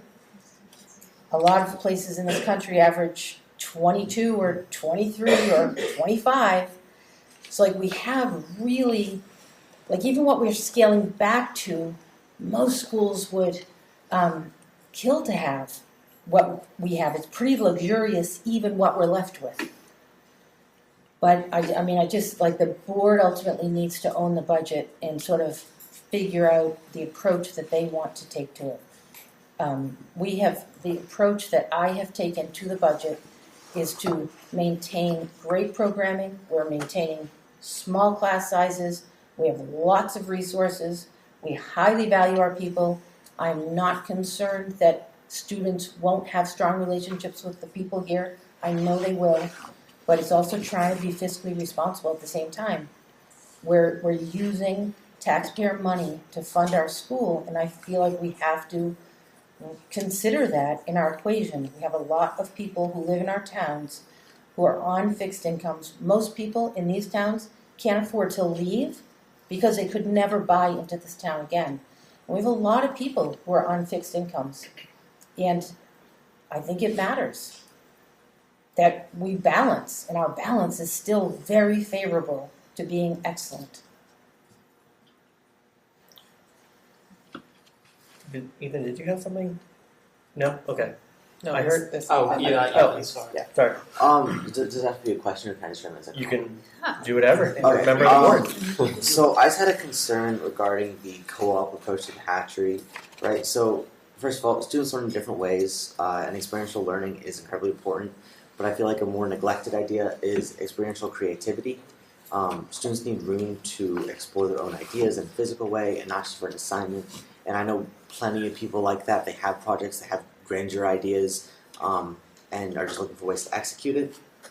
And so my fear is that having a shared co-op system without a go-to person to enable kids to pursue those ideas and have somebody to work with and develop that idea, I just think that would be incredibly difficult to do that whilst working with multiple teachers, and then it seems to rely on a shared effort amongst the teachers.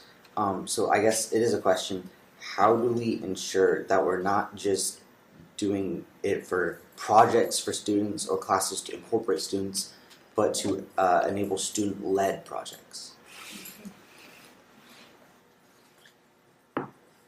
All eyes are on me. Good job. I mean, Jen, Well done, young man. I could do an intro to that, and I think it's important to remember that this is the first year we've had 2 people staffing the hatchery.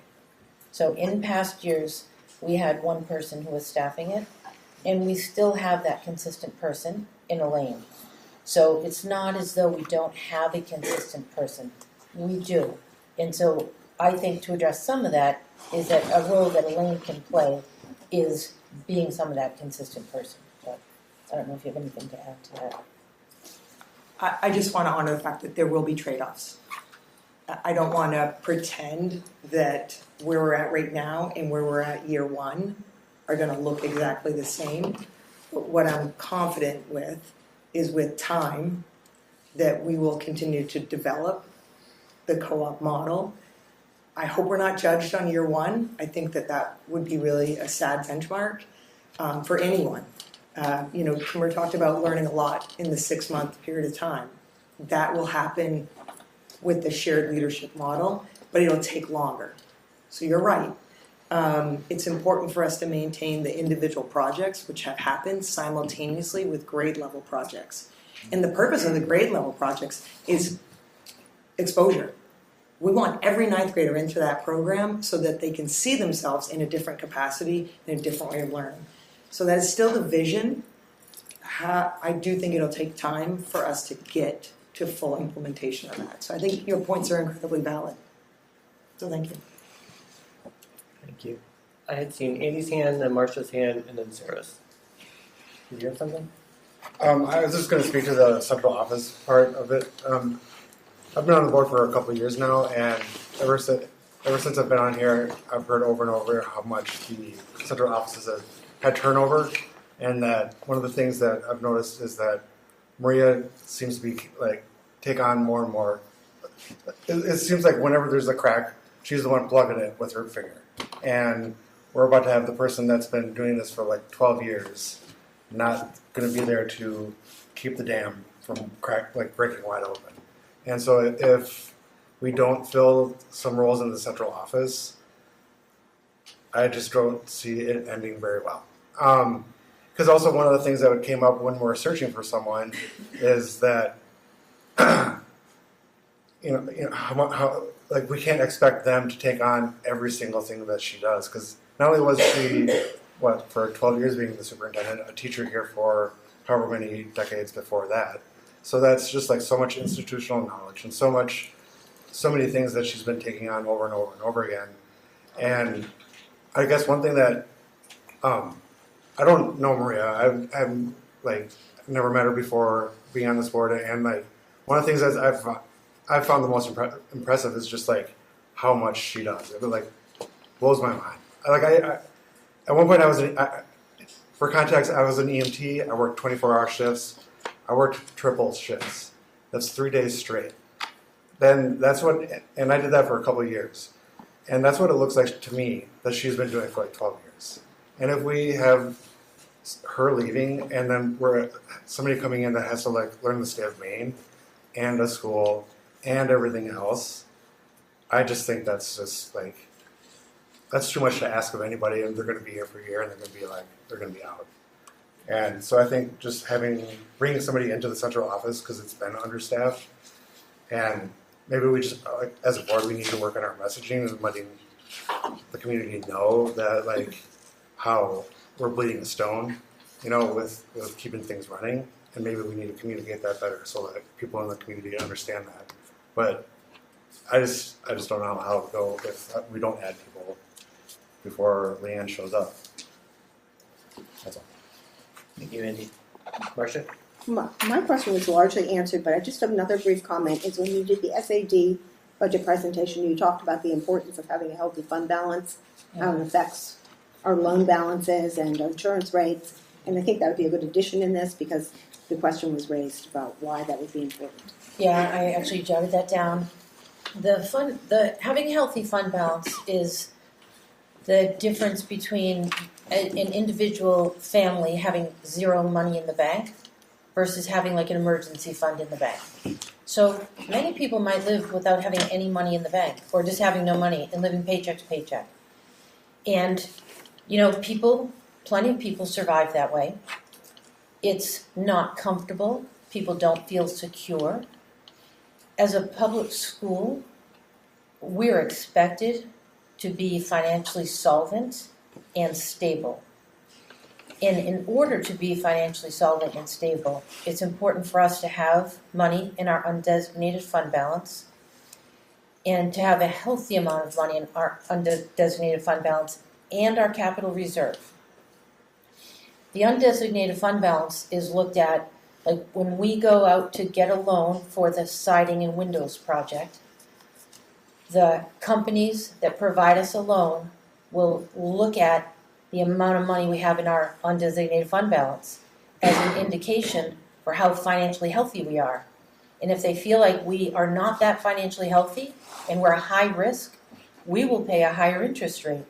So instead of getting an interest rate on this package that we're getting is something like 5.48%. The interest rate that they might offer us might be 6.8% instead of 5.5%. And the difference in a 20-year loan for the amount of money we're taking out is millions of dollars more that we would pay because we don't have any money in the bank. So our fund balance and our capital reserve have been kind of low lately, and we've been trying to build them back up for the financial health of our district. It has ripple effects that save us money down the road, and it sends signals to entities out there who are looking to do business with us that we're in a financially good spot. The reason why it's important to have money in the capital reserve is that every year we ask taxpayers to allow us to spend money from the capital reserve for unexpected capital expenses. We always have unexpected capital expenses. And for instance, everybody at the high school probably knows, and some of our unexpected things insurance might cover, which is great, but other things insurance doesn't cover. Like insurance covered the flood in the gym that happened. But like we had a water main break, and we have, we might have, we did have all kinds of pigeons living in our solar array a few years ago, and we have to unexpectedly pay sometimes hundreds of thousands of dollars in a year for something we have to take care of. The only way we can do that is using the capital reserve. So we have money in the capital reserve for those unexpected things and to help buffer other capital costs that we actually plan for, because it can be a great buffer. Sometimes we pay for projects and we were planning on doing it with the intercom. We couldn't put the intercom for like the third year in a row. I said to Jen, we're not going to be able to put the intercom in this budget because we have too many other things that need to go in the budget. We were planning on not doing the intercom, crossing our fingers. It would be a catastrophe if the intercom goes. And then we figured, no, we can squeeze it in half here and half here. But the intercom is a great example, and now the intercom came in less than we thought. We're paying for the whole thing out of the capital reserve so that our budget comes in at 3.58% instead of, 4.2%. So we try to put projects in the capital reserve when we can to help the budget each year. So it's a complicated array of sort of the funds and how we're managing them that's tied to the budget that we present. But we are far better off as a district to have money in the bank in those two places. Okay. Marcia asked the same question I was going to ask, so I'm good. Okay. Maria, can you explain why the proposal to purchase the chairs, what is the benefit to us of doing that? Well, part of it is convenience.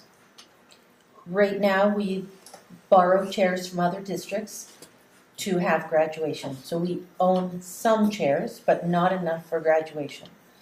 And for a few years, we've been trying to get enough so that we can have graduation without having to take a bunch of our staff.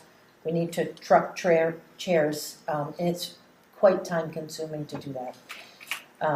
So, you know. I think we also rent a U-Haul, Yeah. we keep them for 2 weeks, we use them for the middle school promotion.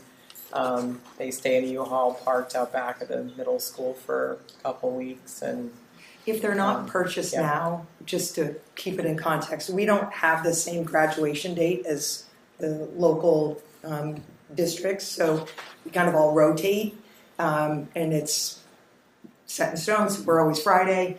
The reality is we're at their mercy. So we're so happy that we have such a positive relationship, but if they had any event for their district, I can't imagine them choosing our district's needs over their districts. So we feel like we are in a very susceptible place, especially this year, where I anticipate having our highest number ever for audience members, which is exciting and also very nerve-wracking. So, and we've had a connection, a family connection between staff member here and Madomic, and that's how it surfaced. I just think that's a little bit tenuous for one of our major events, at least in this district. It doesn't mean we have to buy it this year, but I do think it is a risk, the same as Maria was talking about for the risk of the intercom. It was a really half-baked idea. No offense to anyone that came up with it. It was really out of necessity. But not having an intercom and waiting for it to die just didn't feel like the best model. And I think the chairs fit into it as well. Yeah. All right, any other questions or comments? Next week is the budget presentation to the towns. The CSD is at 7? No, 5:30 and 6:30, so Yep. 6:30. So I just want to be like really clear. The next board meeting we have, this board will be voting on the budget. So if this board wants me to change anything in the budget, the board needs to, as a group, direct me tonight to do that. Because there is not another opportunity unless you want to do that in real time, in the meeting that we're voting on the budget, when we have all the warrants ready for you to sign. So there's a lot of work for us to do to prepare for the next meeting. Unless I'm told otherwise, I will walk away from this meeting saying, okay, CSD budget is set. And we will start prepping for the next meeting because there's a lot of work to do for that next meeting. So I just want to be clear that if Rick, you expressed some interest in something, and I feel like again, just want to be transparent, that if you want to make some proposal to change something and the board agrees to it, I need to know that tonight. This is just the last opportunity unless the board decided to have another meeting, a special meeting, to look at the budget again.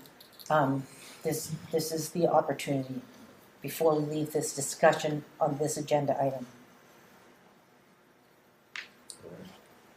Rick. I move that we direct Maria to add back an amount up to, you said between 100,000 and 125, within that range to restore funding for the hatchery program manager position and not require an English teacher to fill that role. Is it possible, sorry. There's a motion. Is there a second? I was second. Discussion? It's wondering whether it's possible to know the percent change that would have on the overall CSD budget. It's 0.46. So basically, the way it works is 1% of the budget. I mean, if it's a $19.2 million budget, 1% would be $192,000. So if you added in $100,000, it's about 0.5% of the budget. That's how it works mathematically. And I can't say anything else, can I? Sorry.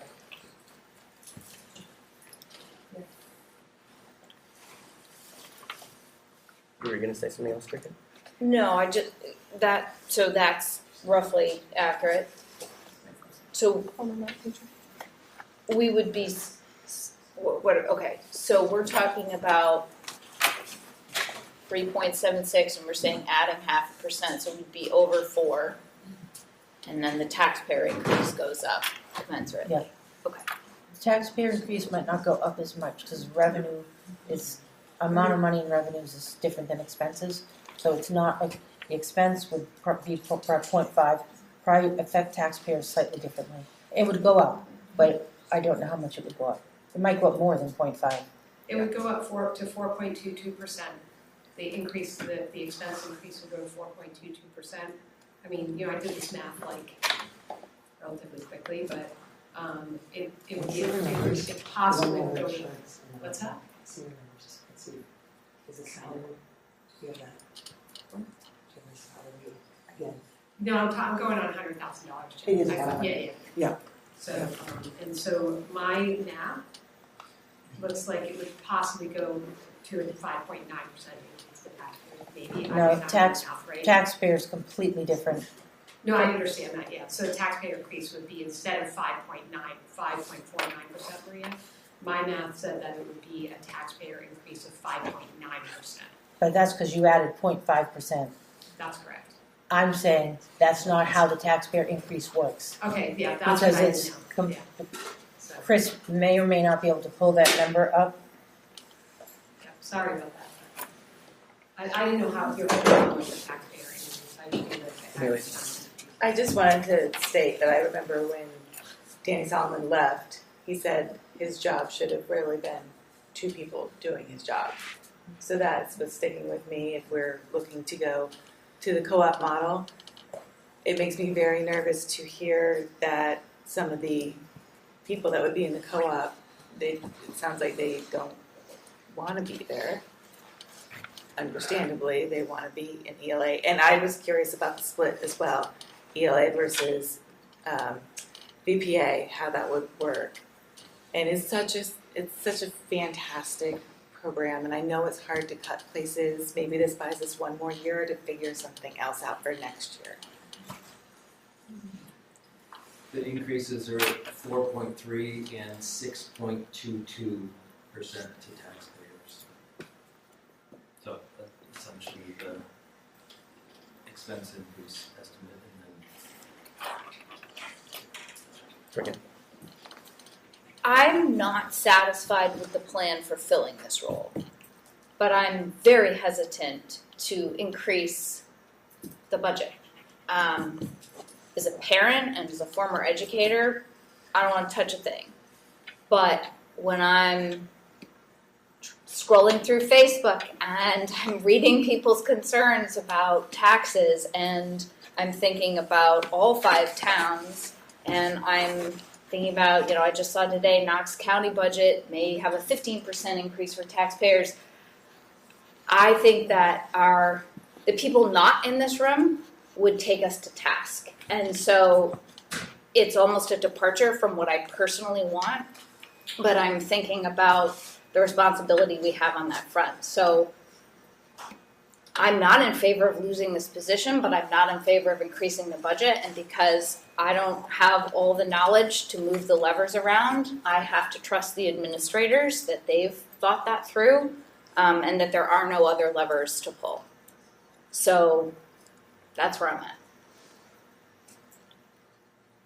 I think one of the things that I've been thinking about is, we've had this program in different iterations depending on the leader of it, and it still feels to not have that kind of fully deep integration with kind of across other content areas, and to have this interdisciplinary dream that was created. And it feels like the proposal that we're getting might force that, might jumpstart that deeper creativity and melding of the hatchery across the rest of the school, rather than it be this separate thing that some teachers are engaging with and some students are engaging in, but it hasn't kind of built its roots kind of solid across Camden Hills is my take of what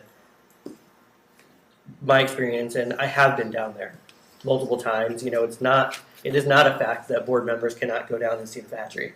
We can. So Jenna, is that kind of right? That's the promise Yeah. that I feel with the proposal, and to kind of quantify a little bit. So, Mr. Edge, help me with his last name. Emmett.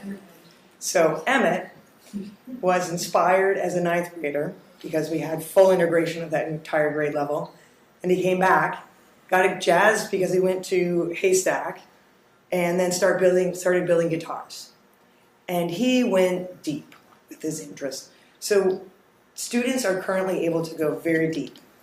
But in terms of integration within the entire building, there are probably 45 to 50 students who will have gone through the apprenticeship program. I'm proposing something that right now there's a teacher that's talking about the English 11. We are talking about social studies in an integration with, Give Back Day. So to me, it might not look the same, but that doesn't scare me. What scares me is losing programming. When I'm asked to make cuts, which I get it, I think it's a viable request. I don't like it. I haven't liked any part of this. I do not like these conversations. But my main goal is to make sure I'm servicing our students and our community to the best of my capacity. And it will not look the same, but the prospect of so many teachers bringing themselves to the table is the best I have seen for excitement since it started 6 years ago. And you can't ignore that. Can't ignore it. Do I want to cut someone? You told me I don't have to. I'm good. But if I have to cut someone, I do think I just need some flexibility of what it actually looks like on a day-to-day basis, because I can't wait to see what the teachers bring to the table. What about, is there somebody that's like a central person in the hatchery? Will there be? Elaine Harvey is currently our intervention center coordinator, and Kimber works within, overseeing it is Elaine. Kimber is a component of it. Okay. Which is the hatchery manager. Sorry, I'm giving names, but really it's roles. So innovation center coordinator, Elaine oversees the hatchery space, which is the commons, and our workshop. Okay, because I guess I'm just thinking, if there's somebody that's in the hatchery that, like Kimber and the co-op, like. Yeah, it would be Elaine in the co-op. Okay. Yeah. Because it did feel, in the presentation that we got a couple months ago, it felt like there were two silos there. And it feels like possibly doing this will create a more unified vision. But, hopefully. We'll see. Right? And I do think I've been here through every iteration of the hatchery program, and it's like hiring a teacher. Yeah. When you hire a teacher, they bring passion. They bring inspiration, and their job is to ignite it in their students. Where that goes, I hope nobody knows. And, the hatchery is that on steroids. So it has never looked the same, and I just hope that latitude is given regardless of who's in that role. Any other comments on this? I have a question, hopefully Jen can answer. Kimber spoke about safety. Yeah. Any concerns about safety from your perspective? Kimber's been the best with safety that I've seen, hands down. She came in and, I say things, but it doesn't mean people are really listening and taking it to heart. Hands down. I hate saying things out loud, but like in terms of incident reports, and she's been there, minuscule. So you're right. I don't want to lose things that I have seen. And that is task number one for the co-op. It has to be addressed. Orientation to equipment. Everything Kimber mentioned in terms of safety. How do we leave the space? How do we enter the space? Is it locked? There are 1, 2, 3 doors going into that space. That's that there has to be a lot of thought around safety, and it's first and foremost. So that's step number one. There's no question. Just one last thing, I guess. But if we're going to be no matter what we do here, we're going to be taken to task by the people not in this room. You know, like any, 0.49 there or not, there's, people are still going to be pissed. So, I guess voting for keeping somebody that's, running the shop, I guess, that's,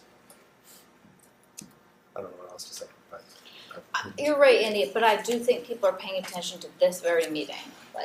And so they're going to know what we started at and what we end at. So that's where I struggle. I don't disagree, but that's where I'm struggling. So.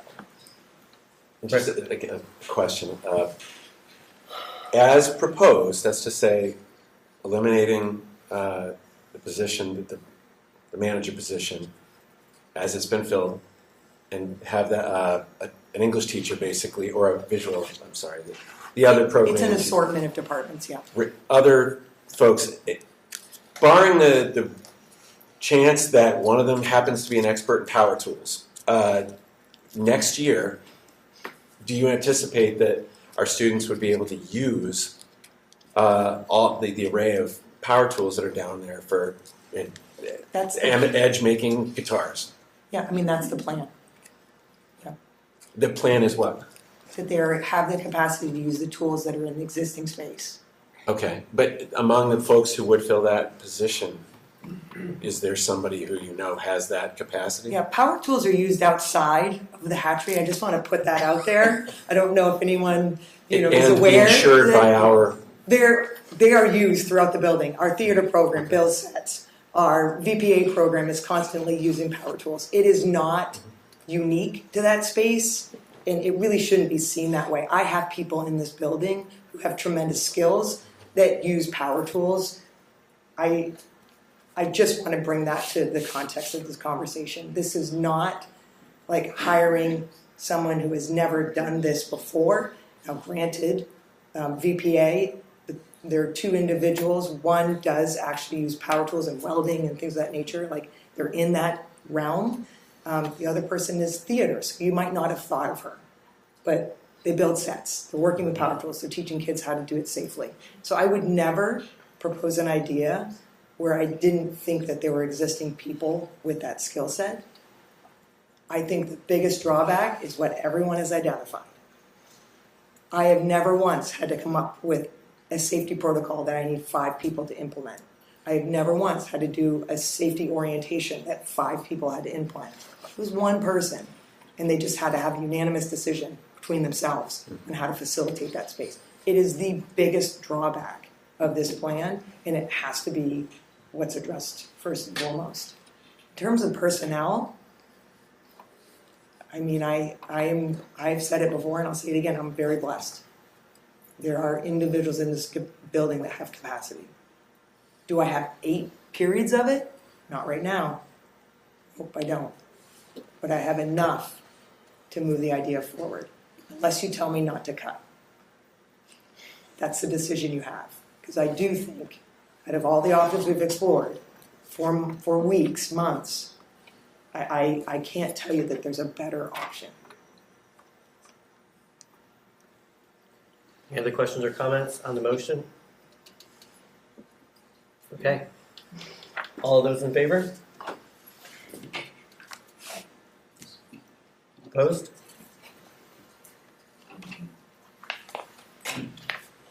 Okay. What was the result? What was the... It didn't pass. It did not pass. There were 3 people in favor of it, Rick, Amelia, and Andy, and everybody else was opposed. I abstained. Well, that reduces the majority. Oh, we can't abstain. Sorry. Did the students not have a vote on this? Okay, because I saw hands go up. All those in favor? So there's no abstentions? You should only abstain if you have a conflict of interest or, Okay. Okay. Am I a deciding vote? No. No. No. Okay. All those in favor? Opposed? Okay, motion's defeated. Are there any other proposed changes to this budget? Okay, thank you, everybody. Next up is student representatives report, student perspective on club scheduling issues.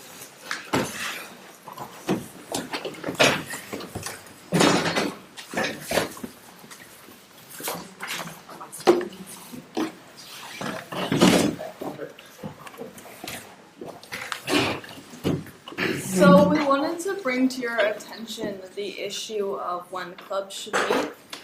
Firstly, I think we should thank you for putting in effort for having kids have the most amount of time to sleep in the mornings. We very much appreciate your effort and your intention with the limiting when clubs should meet. However, it has become a pretty big issue and with a lot of complaints, so that's what we're here to talk about today. Yeah, so in everyone's packet there should be a copy of the responses that we received from multiple people who run clubs, whether that be student leaders, but there's also teacher leaders who have written statements about the current scheduling issues. Because just to give an example, or just a walkthrough of what's happened, is when the district initially, pushed starts back to 8:45, they also made it a rule that people could not really come to the building before 8:45 for a school-related reason, because that would defeat the purpose of pushing back the start time. And that rule, during our time of flex, during flex time, which just was removed in the previous year, this is the first year without flex, it was never really enforced. So most clubs that I went to, even when we still had that 35 minutes of flex time at the end of the day, lots of my clubs still met at 8:15 in the morning to kind of balance it out, because most people have commitments after school, whether that be sports or other clubs that would meet during flex time. So flex and the 8:15 start for clubs really maximized the amount of time that kids could have for clubs, and that resulted in there being a lot of clubs at school with lots of participation. And then with this year, when we cut flex, it did definitely hurt clubs, and you can see that in the packet. There are some descriptions of that, and I just know there's not a single student in the building who has said that it's easier for them to do clubs, because it means now every single day they come at 8:15. But then after this first semester, the school started enforcing the policy as written by the board, restricting students from coming to school before 8:45 for clubs, which now means that clubs have been pushed to meet at 3:15, which is basically impossible to meet for anyone that has any commitment after school, which is most people, because school sports start at 3:30, and you cannot go to a club meeting at 3:15 and make it to a sports practice by 3:30. So that's resulted, as you can see, just as an example, Joanna Billington wrote, her GSTA has gone from 20 kids to 15 kids to 1 kid. Wind planners was grasping on to one finger on a ledge. Now, after we just got back right before second semester started, trying to do meetings again, and it's just kind of totally been wiped out again. It's just each time we tried to kind of get there, the finish line kept on getting farther. I also just want to add, in terms of how well the initial intentions are put in place, kids come well before and around 8:15 anyways. If they ride the bus, they get here well before 8:45. If they get dropped off by a parent, most likely because they're going to work at 8:30, they get here before 8:45. And as soon as they drive themselves, is completely voluntary. It's not a requirement to get here before 8:45. So I do think having that policy of not allowing clubs to meet in the morning doesn't actually truly will allow for more sleep, I should say. Yeah. Just wondering how your ideas would affect kids who have to rely on buses. Who rely on buses for it just means if you're leaving school, you're not doing a club anymore if you're on a bus, because if your bus leaves 3:15, 0%. NHS, biggest club in the school, super important club for. I'll just say of course clubs are great for just getting these interesting opportunities, but like people mentioned, they're super important for college applications, and Camden Hills has really excelled with these interesting clubs that allow people to explore all these different opportunities, especially wind planners. I know from wind planners, we had some of my friends sophomore year were able to win a national prize for making mycelium floats and all this other interesting stuff that just wouldn't be explored. But now you think NHS, super important club, especially for college apps, especially just like it's the foundational club, I would say, at our school. It meets at 3:15, starting today, was the first meeting. If you're on a bus, if you have a sport at 3:30, you're either not going to your sport, which I know in cross country, if I missed 2 practices, I wasn't racing on Saturday, so that's not really it. You can't really do that. And then if you ride a bus, if you don't have a car, if you either don't have a car or you're an underclassman, you're just not going to any clubs, you're not going to NHS, you're kind of stuck at this like crossroads of like, you have to pick, and there isn't really a good side to pick, but I know that like when I'm thinking for next year, I saw an incredible drop off in club participation this year. Like, and the only clubs that were really able to stick around were NHS and Interact, and they both met in the mornings because it just presented like people find it easy to come to school at 8:15 versus staying at school after it's dismissed. It's just kind of a mental thing too. It's like at the end of the day you want to leave, but it's easier to start the day here. And when I'm thinking next year, I just don't really see how many clubs are going to exist at Camden Hills if they've been beaten down so hard. Like Amnesty was just reinstated right before the start of second semester, and now I don't even know when it's meeting anymore. So I'm not really sure about that. To answer that, it is very infrequent. Yeah, exactly. And again, It he doesn't just really started happen. at back up, but it is harder to coordinate things. So what would solve the problem? Well, I think there's 2 solutions.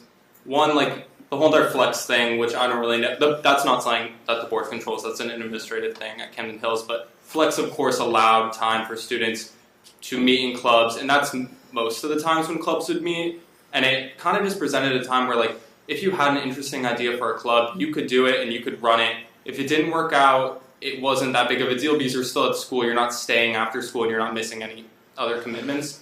But then I think that the most obvious choice would be to like rewrite that part in board policy that says that you cannot be at school prior to the start. Because up until last semester, even when we had flex, the school was not enforcing that. We were having clubs at 8:15 most days. So it's just, I found it kind of strange that when you restrict that time at the end of the day, you get rid of flex. You don't support students, and instead you reduce the amount of time that they can meet before school. So it's like, I just don't really see how you could ever really meet in a club if you can't meet before school, and a really large majority, at least a majority of students do sports that start at 3:30. So it's just like you have 0 time. So allowing students to meet at between 8:15 and 8:45, it does not impact most people were doing it. Most people are up. It's a normal schedule getting to school at 8:15. I do it a lot just to go to classes earlier to get in homework or redo tests or stuff like that. I just think that was the most obvious. It's also, no one was aware of it.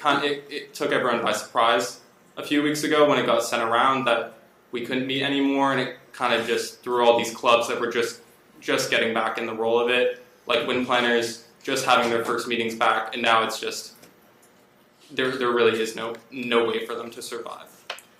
Ethan, you said that even the change from the eliminating flex and when people were meeting in the morning, this year it was fewer people than before, even just with that change, right? Well, yeah, because flex allowed clubs to disperse. Like, yeah. I had always Interact because it's not run by the school, and like it's literally run by Rotary. They love to meet in the morning, so we met at 8:15 every other week for Interact. But then Amnesty on the same day, Tuesdays, I would meet Amnesty at 2:25 for flex. So it allowed you to like have multiple clubs on like one day, or some days you have a club in the morning, some days you have a club in the afternoon. And then once you get rid of flex, then it's every club has to be. So then you only have 5 days, and people don't want to line their schedules with clubs at 8:15 every single morning. So people started going to less clubs, and now those clubs don't exist. Like the club fair difference between freshman year, when I did the 2 club fairs, there were so many clubs. When I saw it this year, just the sheer like the decrease in the amount of people who want to participate in clubs is crazy, because it's just people don't want to. Starting at the beginning of the year, they thought it was already a lot for the school to ask them to come to school at 8:15 every single morning if they wanted to have multiple clubs. But now the school is asking them to meet somehow after school. Like NHS even suggested meeting at 7 o'clock, 7 at night, so that they could accommodate after sports. Because right now, no one who does sports can really do NHS. Like you're just gonna have to like miss your sport, I guess. But for lots of people that you can't really do that. Or if you have any prior commitment, if you have a bus, if your parent needs to pick you up at a certain time, if you have a sibling who's leaving school, there is really no way to work around it. I don't see. Sarah? Just to follow up on Marcia's question, for kids who take the bus in the morning, will they across the board be able to arrive for an 8:15 club meeting? It's a mix. That's why it's They start as early as 7:45, and we have our last bus roll in. The 7:45 would be really early because they're dropping Yeah, it. no, they do. Yeah, they drop them off. Our kids are genius, and because there's 2 runs, they You mean get they're the jumping driver on to pick them elementary up. run? That's the crest run, and they drop them off. So kids are brilliant. We know this. Our kids are brilliant. So they get dropped off super freaking early. Sorry, super early. And we love you for that. And then we stop pretty much the bus runs, I would say, 10 minutes before school starts, because we need to feed them breakfast. Okay.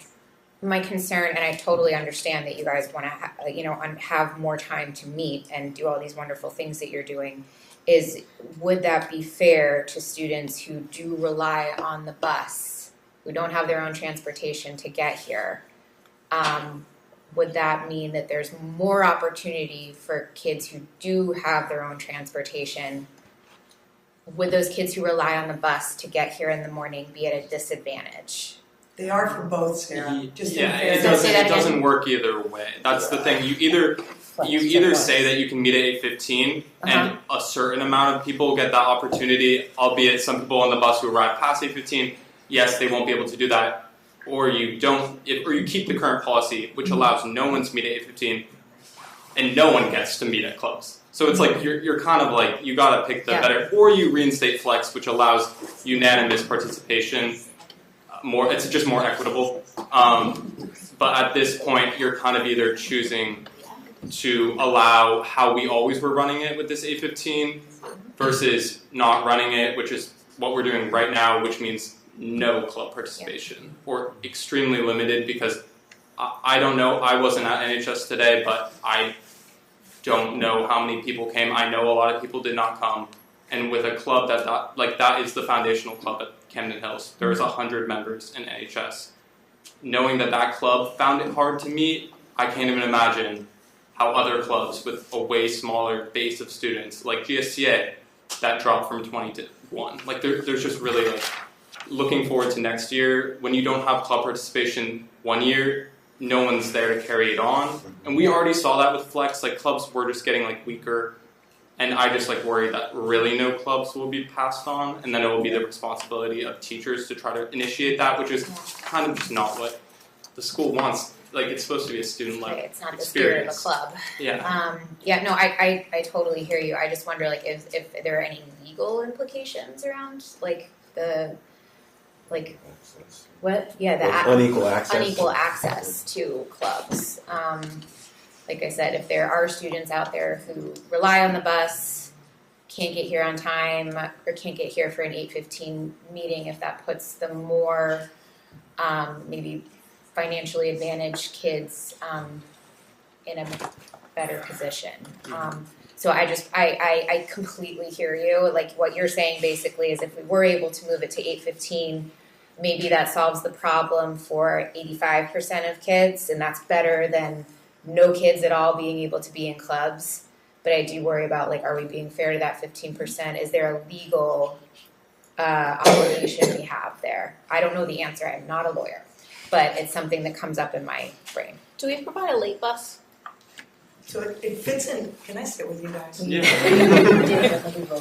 It's hard enough yelling.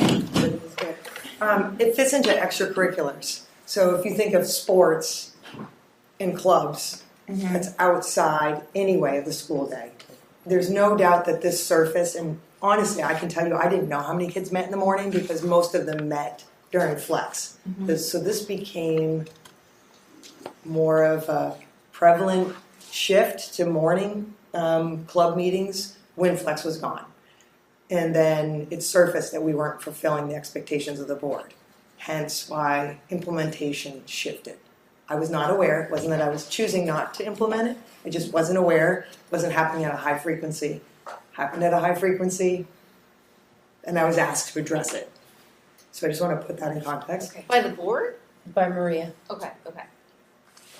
Because of the decision that was made by the board to go to a late start. I think this is an evolution that started Well, it has to do 5 with, years with ago. the health of teenagers. Yeah, I mean, the board made a Research. commitment when we moved to a later start time that no school activities would start prior to the school day. And it was a very intentional thing because it would defeat the purpose of moving to a later start time. Like, we might as well not move to a later start time if we're gonna allow everything to happen at that same time school would have started anyways. So like the board made a very intentional decision to say, if we're going to do this, we're not going to sponsor any school-sponsored thing that starts before. You know, if you're on some travel soccer team that starts at 4:30 in the morning, we can't control what's happening in the community, but we can be consistent with the decisions we're making. When was the start time? And Before? it had been 8 o'clock. Could I just 7:40. clarify something Yeah. that I'm confused about too? So because it's just when that was passed, I'm not even sure when the later start was passed by the board. Was flex time in the schedule at Camden Hills? Yes. So if we're thinking about a policy that was instituted when there was a 35-minute period for people to do whatever they wanted, which was mostly meet in clubs, I don't know. It seems a little bit interesting to continue that exact policy when you remove the 35 minutes that people had to meet and do these activities. So it's just because it was made, and it's a totally valid policy when flex was a thing, but now that flex isn't a thing, it's just there really is a lack of time. Philosophically, I would argue, if I were in a court of law, using logic, that if the board moved to a later start time with an understanding that nothing could happen before school and flex time had been available, it's flex time that should be adapting, not the board's philosophy about a later start time. Because that's like, that's saying we care about equity, but we're not going to be equitable. I mean, like, for the board to make a decision to move to a later start time philosophically and say, like, look, we're going to be consistent with our behaviors around this decision we made. Just because some other thing changes, you don't leave your values and your principles aside because some other thing changed that. And, we believe in honesty, but we're going to be dishonest because something over here happened. I feel like for the board, it's a really hard position to say we believe this thing for why we changed to a later start time, but we're going to overlook it because it's inconvenient. I personally think the board either needs to say, look, we moved to a later start time, 5-6 years ago, for reasons that we cared about, but we're willing to sort of sacrifice that rationale and change the rationale. Fine. Those conditions change, or other solutions need to be looked at other than the morning, if the board still believes what they believed when we moved to a later start time. Right. It doesn't feel to me like, I feel like this conversation is like trapping us into is like in the morning or night, or are there other creative ways we can think about? Maybe it's not bringing back flex every day, but like 2 club periods a week, or just something that could be looked at in a different fashion than this, which, to Sarah's point, like, we're still not being equitable to all kids by having it in the morning. So it just feels like there should be some kind of other creative way. And I know that's hard in a schedule that's already so packed, but I don't want it, and I believe in clubs, so it's a hard thing, but it doesn't feel like it's like morning or afternoon and that's it, right? Rick? Yeah, thank you. And I've been harping on this restoration of flex thing since I first heard that it went away.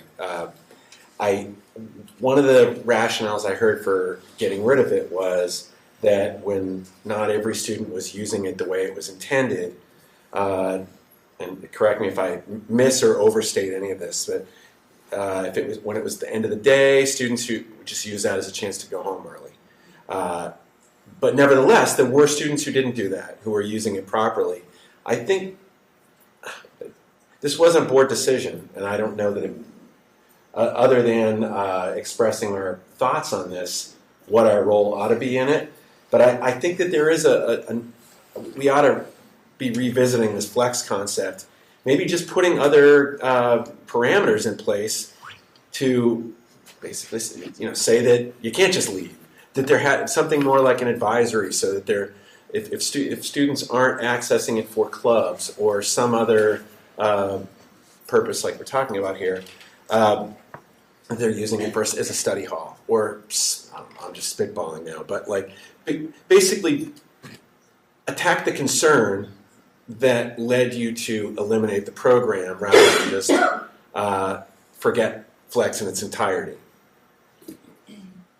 I mean, I'm happy to bring that presentation forward. To say that we didn't attack the concern, I think is not a credible statement. I think I attacked the concern 6 years in a row. And again, there are lots of things the board can tell me that they support, but my job is to use the resources to the best of my capacity. And I have never once thought 20% of the students using a resource is the best of my capacity. And I would hope that you wouldn't either, Rick. Did we lose things? This is a great conversation. This is healthy tension. I love this topic. I'm so glad they brought it forward. It is a reality. You asked me 3 years ago, 2 years ago to talk about grade inflation. I couldn't find any data to support it. I do believe because of Flex, we had club inflation. We're right-sizing it. I think in a healthy way. Kids had all kinds of things on their resume, but they weren't dedicated to one or two. Are they happy about that? Probably not. But this is the swing of the pendulum. But I also think what they're asking, is maybe 1 or 2 mornings a week. It's not like it's Monday through Friday. And I do think it's teaching them time management, because the problem with after school is that kids are heavily involved. We're talking maybe 40% of the students. Those same 40% are also doing sports. Sports are always after school. So somehow we have to find a time in the day that doesn't conflict with sports. We're using lunch. We have chess during lunch. GSTA uses break. We are trying to maximize the existing time. What I think they're asking for is flexibility, not unfettered access to mornings, because I do think your point is a valid one. We should mix it within the day. But I think completely removing mornings is further restricting what I think has already been restricted with club access. I think it's a healthy conversation. Flex,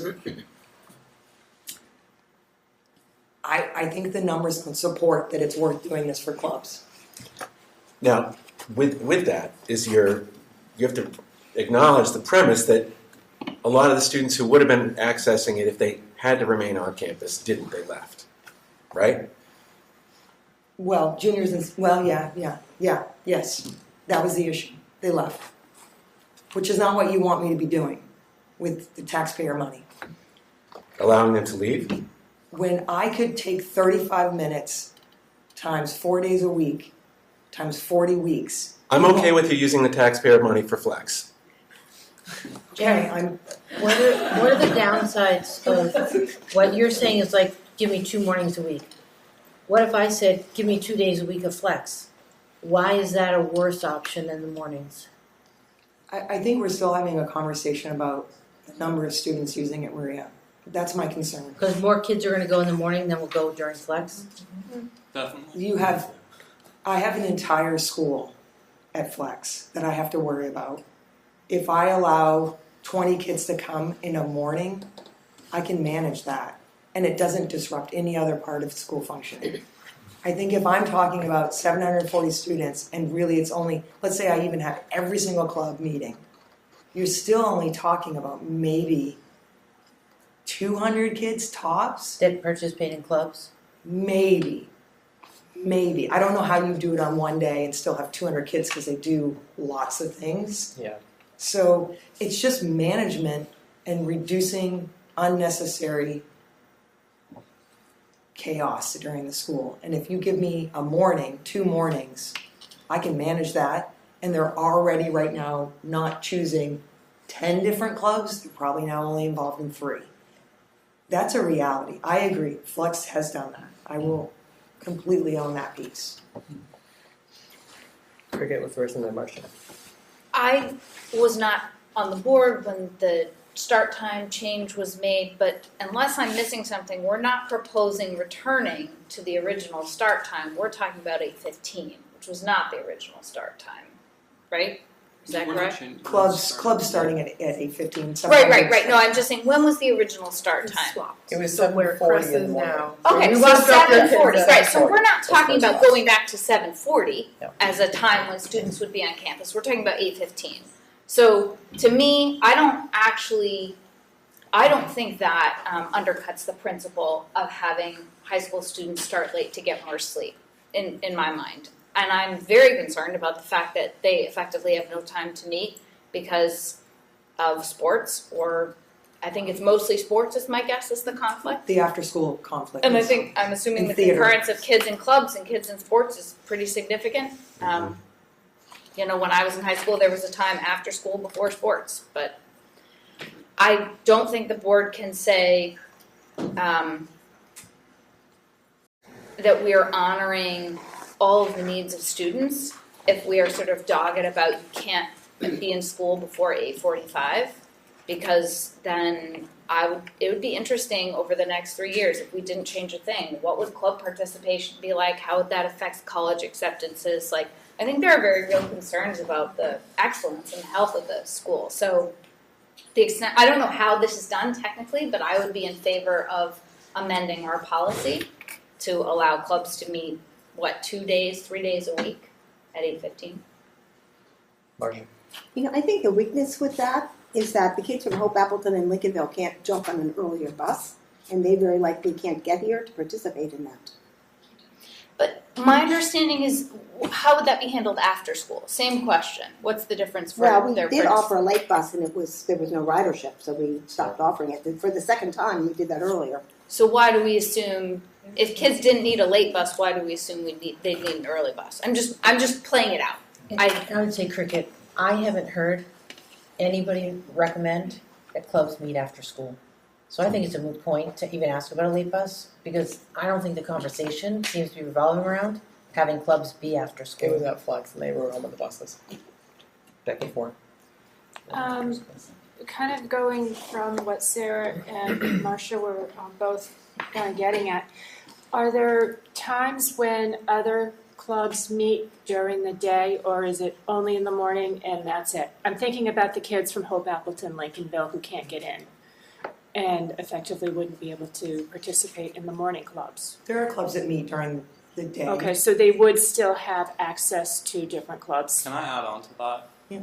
I'm going to be real. The times that you can meet during the day are extremely slim. Yeah. There is a 15-minute break that includes a 5-minute, you get there, you get food, and you leave. So if you want to get food at break, or if you have a late arrival because you're a senior, or something like this, or just you're doing stuff in your class, that 15 minutes of meeting in a club is, I don't know, when you get to a club and you're trying to do something in 15 minutes, that's not really going to work that well. And then lunch, I don't think that the school should really be advertising, you can't really sacrifice lunch.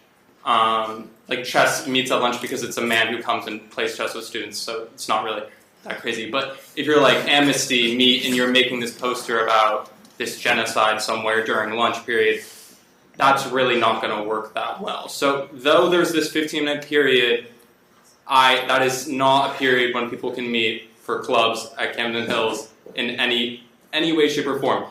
At NHS, it took 15 minutes for people to come sit down and take attendance.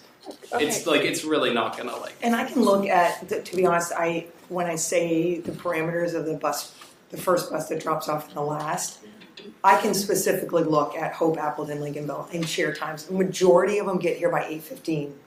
But I know there are buses that come 10 minutes before school because I welcome them. Because I don't want some poor kid who's coming in from Appleton not to be able to be in NHS because they meet before they get there. That's actually not as much. It's mostly that's not actually the demographic that you, like busing typically is 9th and 10th, just to share demographics.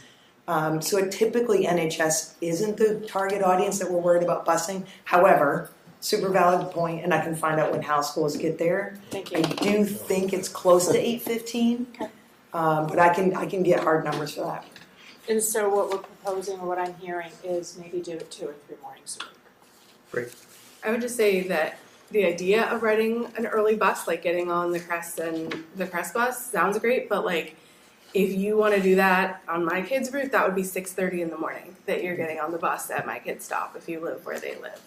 So yeah, it's dedication, and then that like it's not just 8:15. It is then if you need the bus, it's backing up even from that, sometimes very significantly. Yeah. Jen, how did you solve the jazz band? There were some other things that wasn't there band or chorus or something that was in Flex 2. Did that? Because that for me feels a little less like a club and more like a class. Did that get put into the schedule someplace, or is that part of this conversation? It's part of this. That's acapella. So those are student-led clubs, even though they're phenomenally talented. Doesn't feel very student-led. Those are clubs also. Yeah. With the jazz band. I think the kids stopped doing it.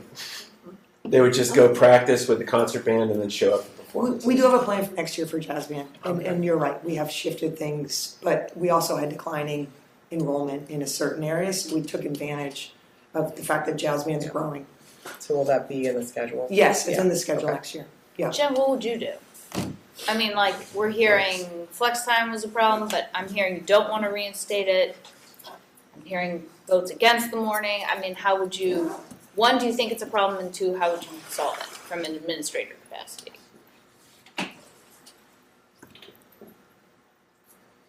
I love that we're talking about it. I think it's a healthy conversation. I love that the students brought it to you. Kids are there sometimes before I get to work. We open our doors at Camden Hills like no other school I've ever been in. And sometimes kids stay here till when you walk by, you're going to see kids here. So I think as long as we're being thoughtful, because I do think sleep was the intention, I do not think 1 or 2 days of a kid coming in early is the antithesis of those intentions. I think it's teaching them, management, time management skills, and they're committing to 1 or 2 now, which I do think is healthy. They were not very judicious about their choices in the past. They are now. So when they commit to something, I actually think it's a healthy commitment to also come in the morning.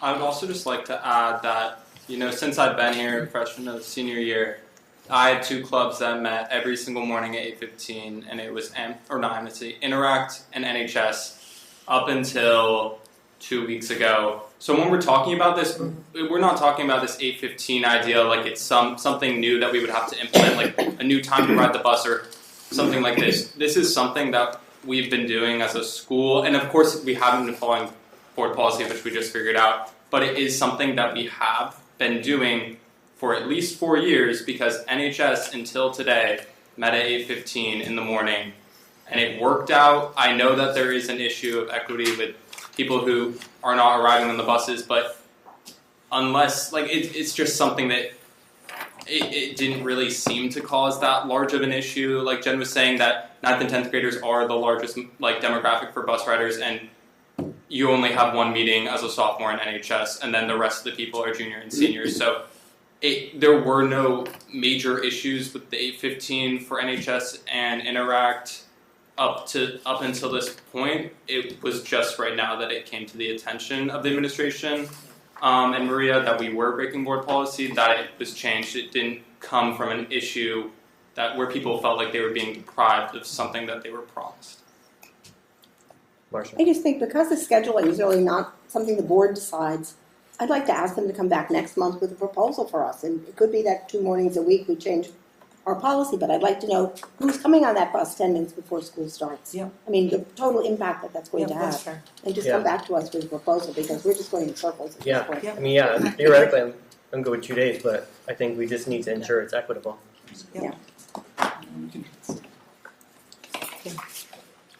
Okay. Just real quick, I cannot recommend it enough. Please read the responses to those packets. Some of it is frankly just disheartening. Yeah. There's plenty of clubs that are really badly suffering from this. Yeah, I'm already saying that, yeah. That's, Thank you for bringing this to our attention. Jude, did you have a comment on this? Yeah, I'll just make it really quick because I'm sure everyone wants to go home, but this is just me as a parent. I'm sorry, can you wait till there's less transition? I can't hear you. Oh, I'm sorry. Come up just I know everybody wants to go home, so I'll say this very quickly. As a parent, these students are incredible. They've all been in my classes. It's like this is real. That's. I mean, I can't top that. Other than to say, as a parent, at some point the district needs to let me decide when my kid wakes up. Why don't we just do permission slips if we're that concerned about hypocrisy or like caring for our children or whatever?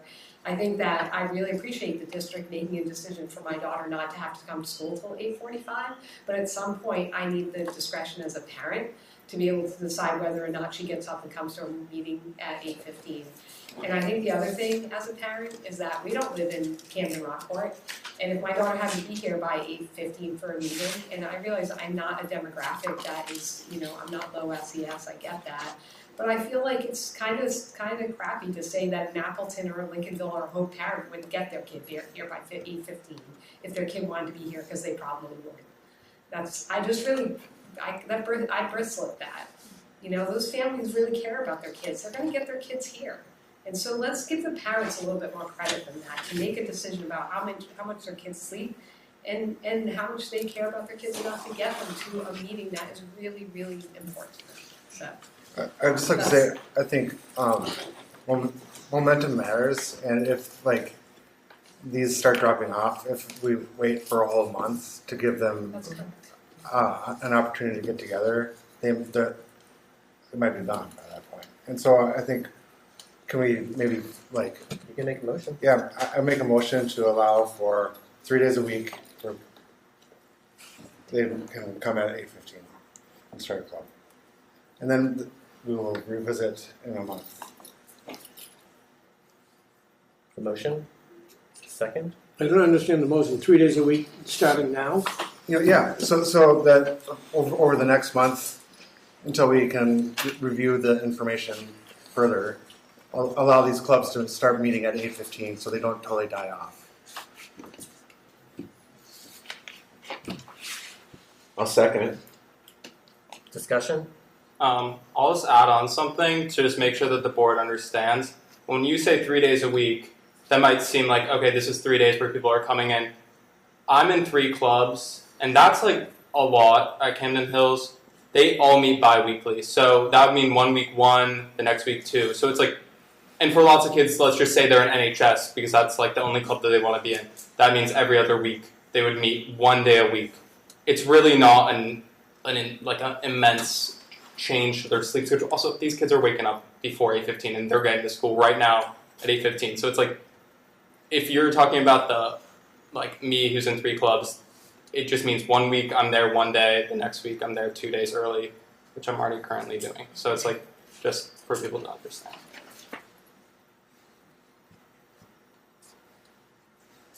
I'd like to hear the proposal. I really would. And I'm not saying like this is an interim step. Yeah, I think this is just an interim. Give people a month. They can make the proposal. We can revisit and get after having some more information. But I don't know. I just see. So it's not like an official change to our policy you're proposing? Yeah. Oh, it's like a month exception. Yeah, like a month exception to let this continue. Let the kids have their clubs, because I don't know. I mean, just seeing the GSTA going from 20 to 15 to 1, that sucks. GSTA can only meet during flex if you read that. Can only Mornings meet don't during work. flex? Yes, so if you're Okay. concerned with GSTA, it's not mornings, There's that's the that. solution. I'm willing to support this like one month exception, but I want to I think we need to restore flex in some capacity. I mean, there should be another option discussed, because I mean that was when, whether you say it was just kids going to to clubs for the sake of going somewhere, I don't know. I mean, you can paint things however you want. What I know is that every student I know who's gone through the school here benefited from flex, and I think the problem that was expressed to us by Jen before was that we had students leaving early because I don't need flex, I'm just going to split. If that's the problem, create a mechanism where they stay in school, and if they're not engaging in a club or some other activity like that, you're doing some sort of schoolwork. You're in library. You're going to something that's functionally like a study hall. I'm not making this a part of the motion except to say I would like to see something more in 1 month than just a proposal to figure out a way for us to get around the spirit of the later start time when we have a flex option. And I don't know the logistics of it, but a way to address kids leaving is to not have flex at the end of the day. Right. Yeah, what about a long lunch? I remember I asked about that when we first were hearing about this. There was a good explanation. I just don't remember why. I can't remember what it is. We can't. You guys talk a lot. Sorry. What? Somebody is losing their voice. I think some other things to think about is supervising 700 kids, and you're forcing at some point club participation, right, or an advisory structure that mandates midday, which could help intervention. The other thing that happened with flex is like it really hit athletics, so kids are missing that fourth grade class. So it wouldn't release any pressure in that. So there's so many factors that I just think like for Jen to be able to explain all the threads to those, it's really hard. So the midday break for 700 kids, okay, and trying to get them to not leave, not vape, not like make the list. Okay. That you guys are all gonna have to volunteer for. And I can report changes in behavior incidences. Yeah. Okay. They're significant. Okay. Especially if you try to Just force that people to one stay. item. If you let them leave, you let them leave. Right, but even that. Right, we're either promoting autonomy and we leave, which is our biggest thing that we do at Camden Hills, agency. Or we restrict them during the day, and then there's a byproduct of that. I don't think it is the way that we want our school to run. What about like an elective flex? I just think we should let them do the schedule. I mean, Yeah. it's not the board's job to do the So we have a schedule. motion, we have a second. Any other discussion on Andy's proposal to allow for 3 days of morning activities for the next month until we address this with a larger plan? That started at 8:15. Start at 8:15. Yeah. Okay. Okay. Call the question. All those in favor? Opposed? Okay. So you'll be prepared to. Thank you. Okay. Yeah, we appreciate the gap in Yep. Riverside. Appreciate it. Thank you very much. All right. Board Chair's report. I think this might only take about 45 minutes. I'll have questions. Just quickly, Bree and I have been working on Dr. Neal's visit with Jamie as well. She's going to be here at the end of March and then in June. There's a number of activities where there'll be board welcome participation, having a number of activities with parents and the community. So we'll get those solid dates out to you. I'm just working on the last two with the Villager Cafe today. So we'll make sure you have all those this week so you can plan accordingly. Superintendent's report. I don't have a report to offer you. I've been spending all my time working on the budget. We can go over that again.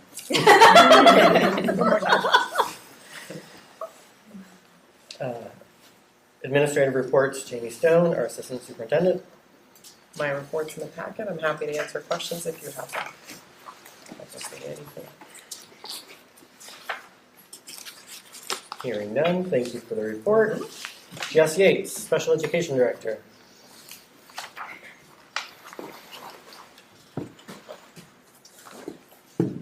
I have waited all evening to tell you that my report is in the packet. Happy to answer any questions that you might have. There are some moments of joy in there you could read at a later time. The photos were great. Yeah, thank you. I have to say, I was watching here as my face became more and more distressed, Jess, because what was going on. Sorry, I was So going much to work on my to say. mask. Yes, Go. but it's a little. I'm not articulate after 10 o'clock. So That's okay. Thank you. Thank you. Thank you, Jess. Jen, you have any voice left? Any questions? Any questions for Jen? Her report is in your packet.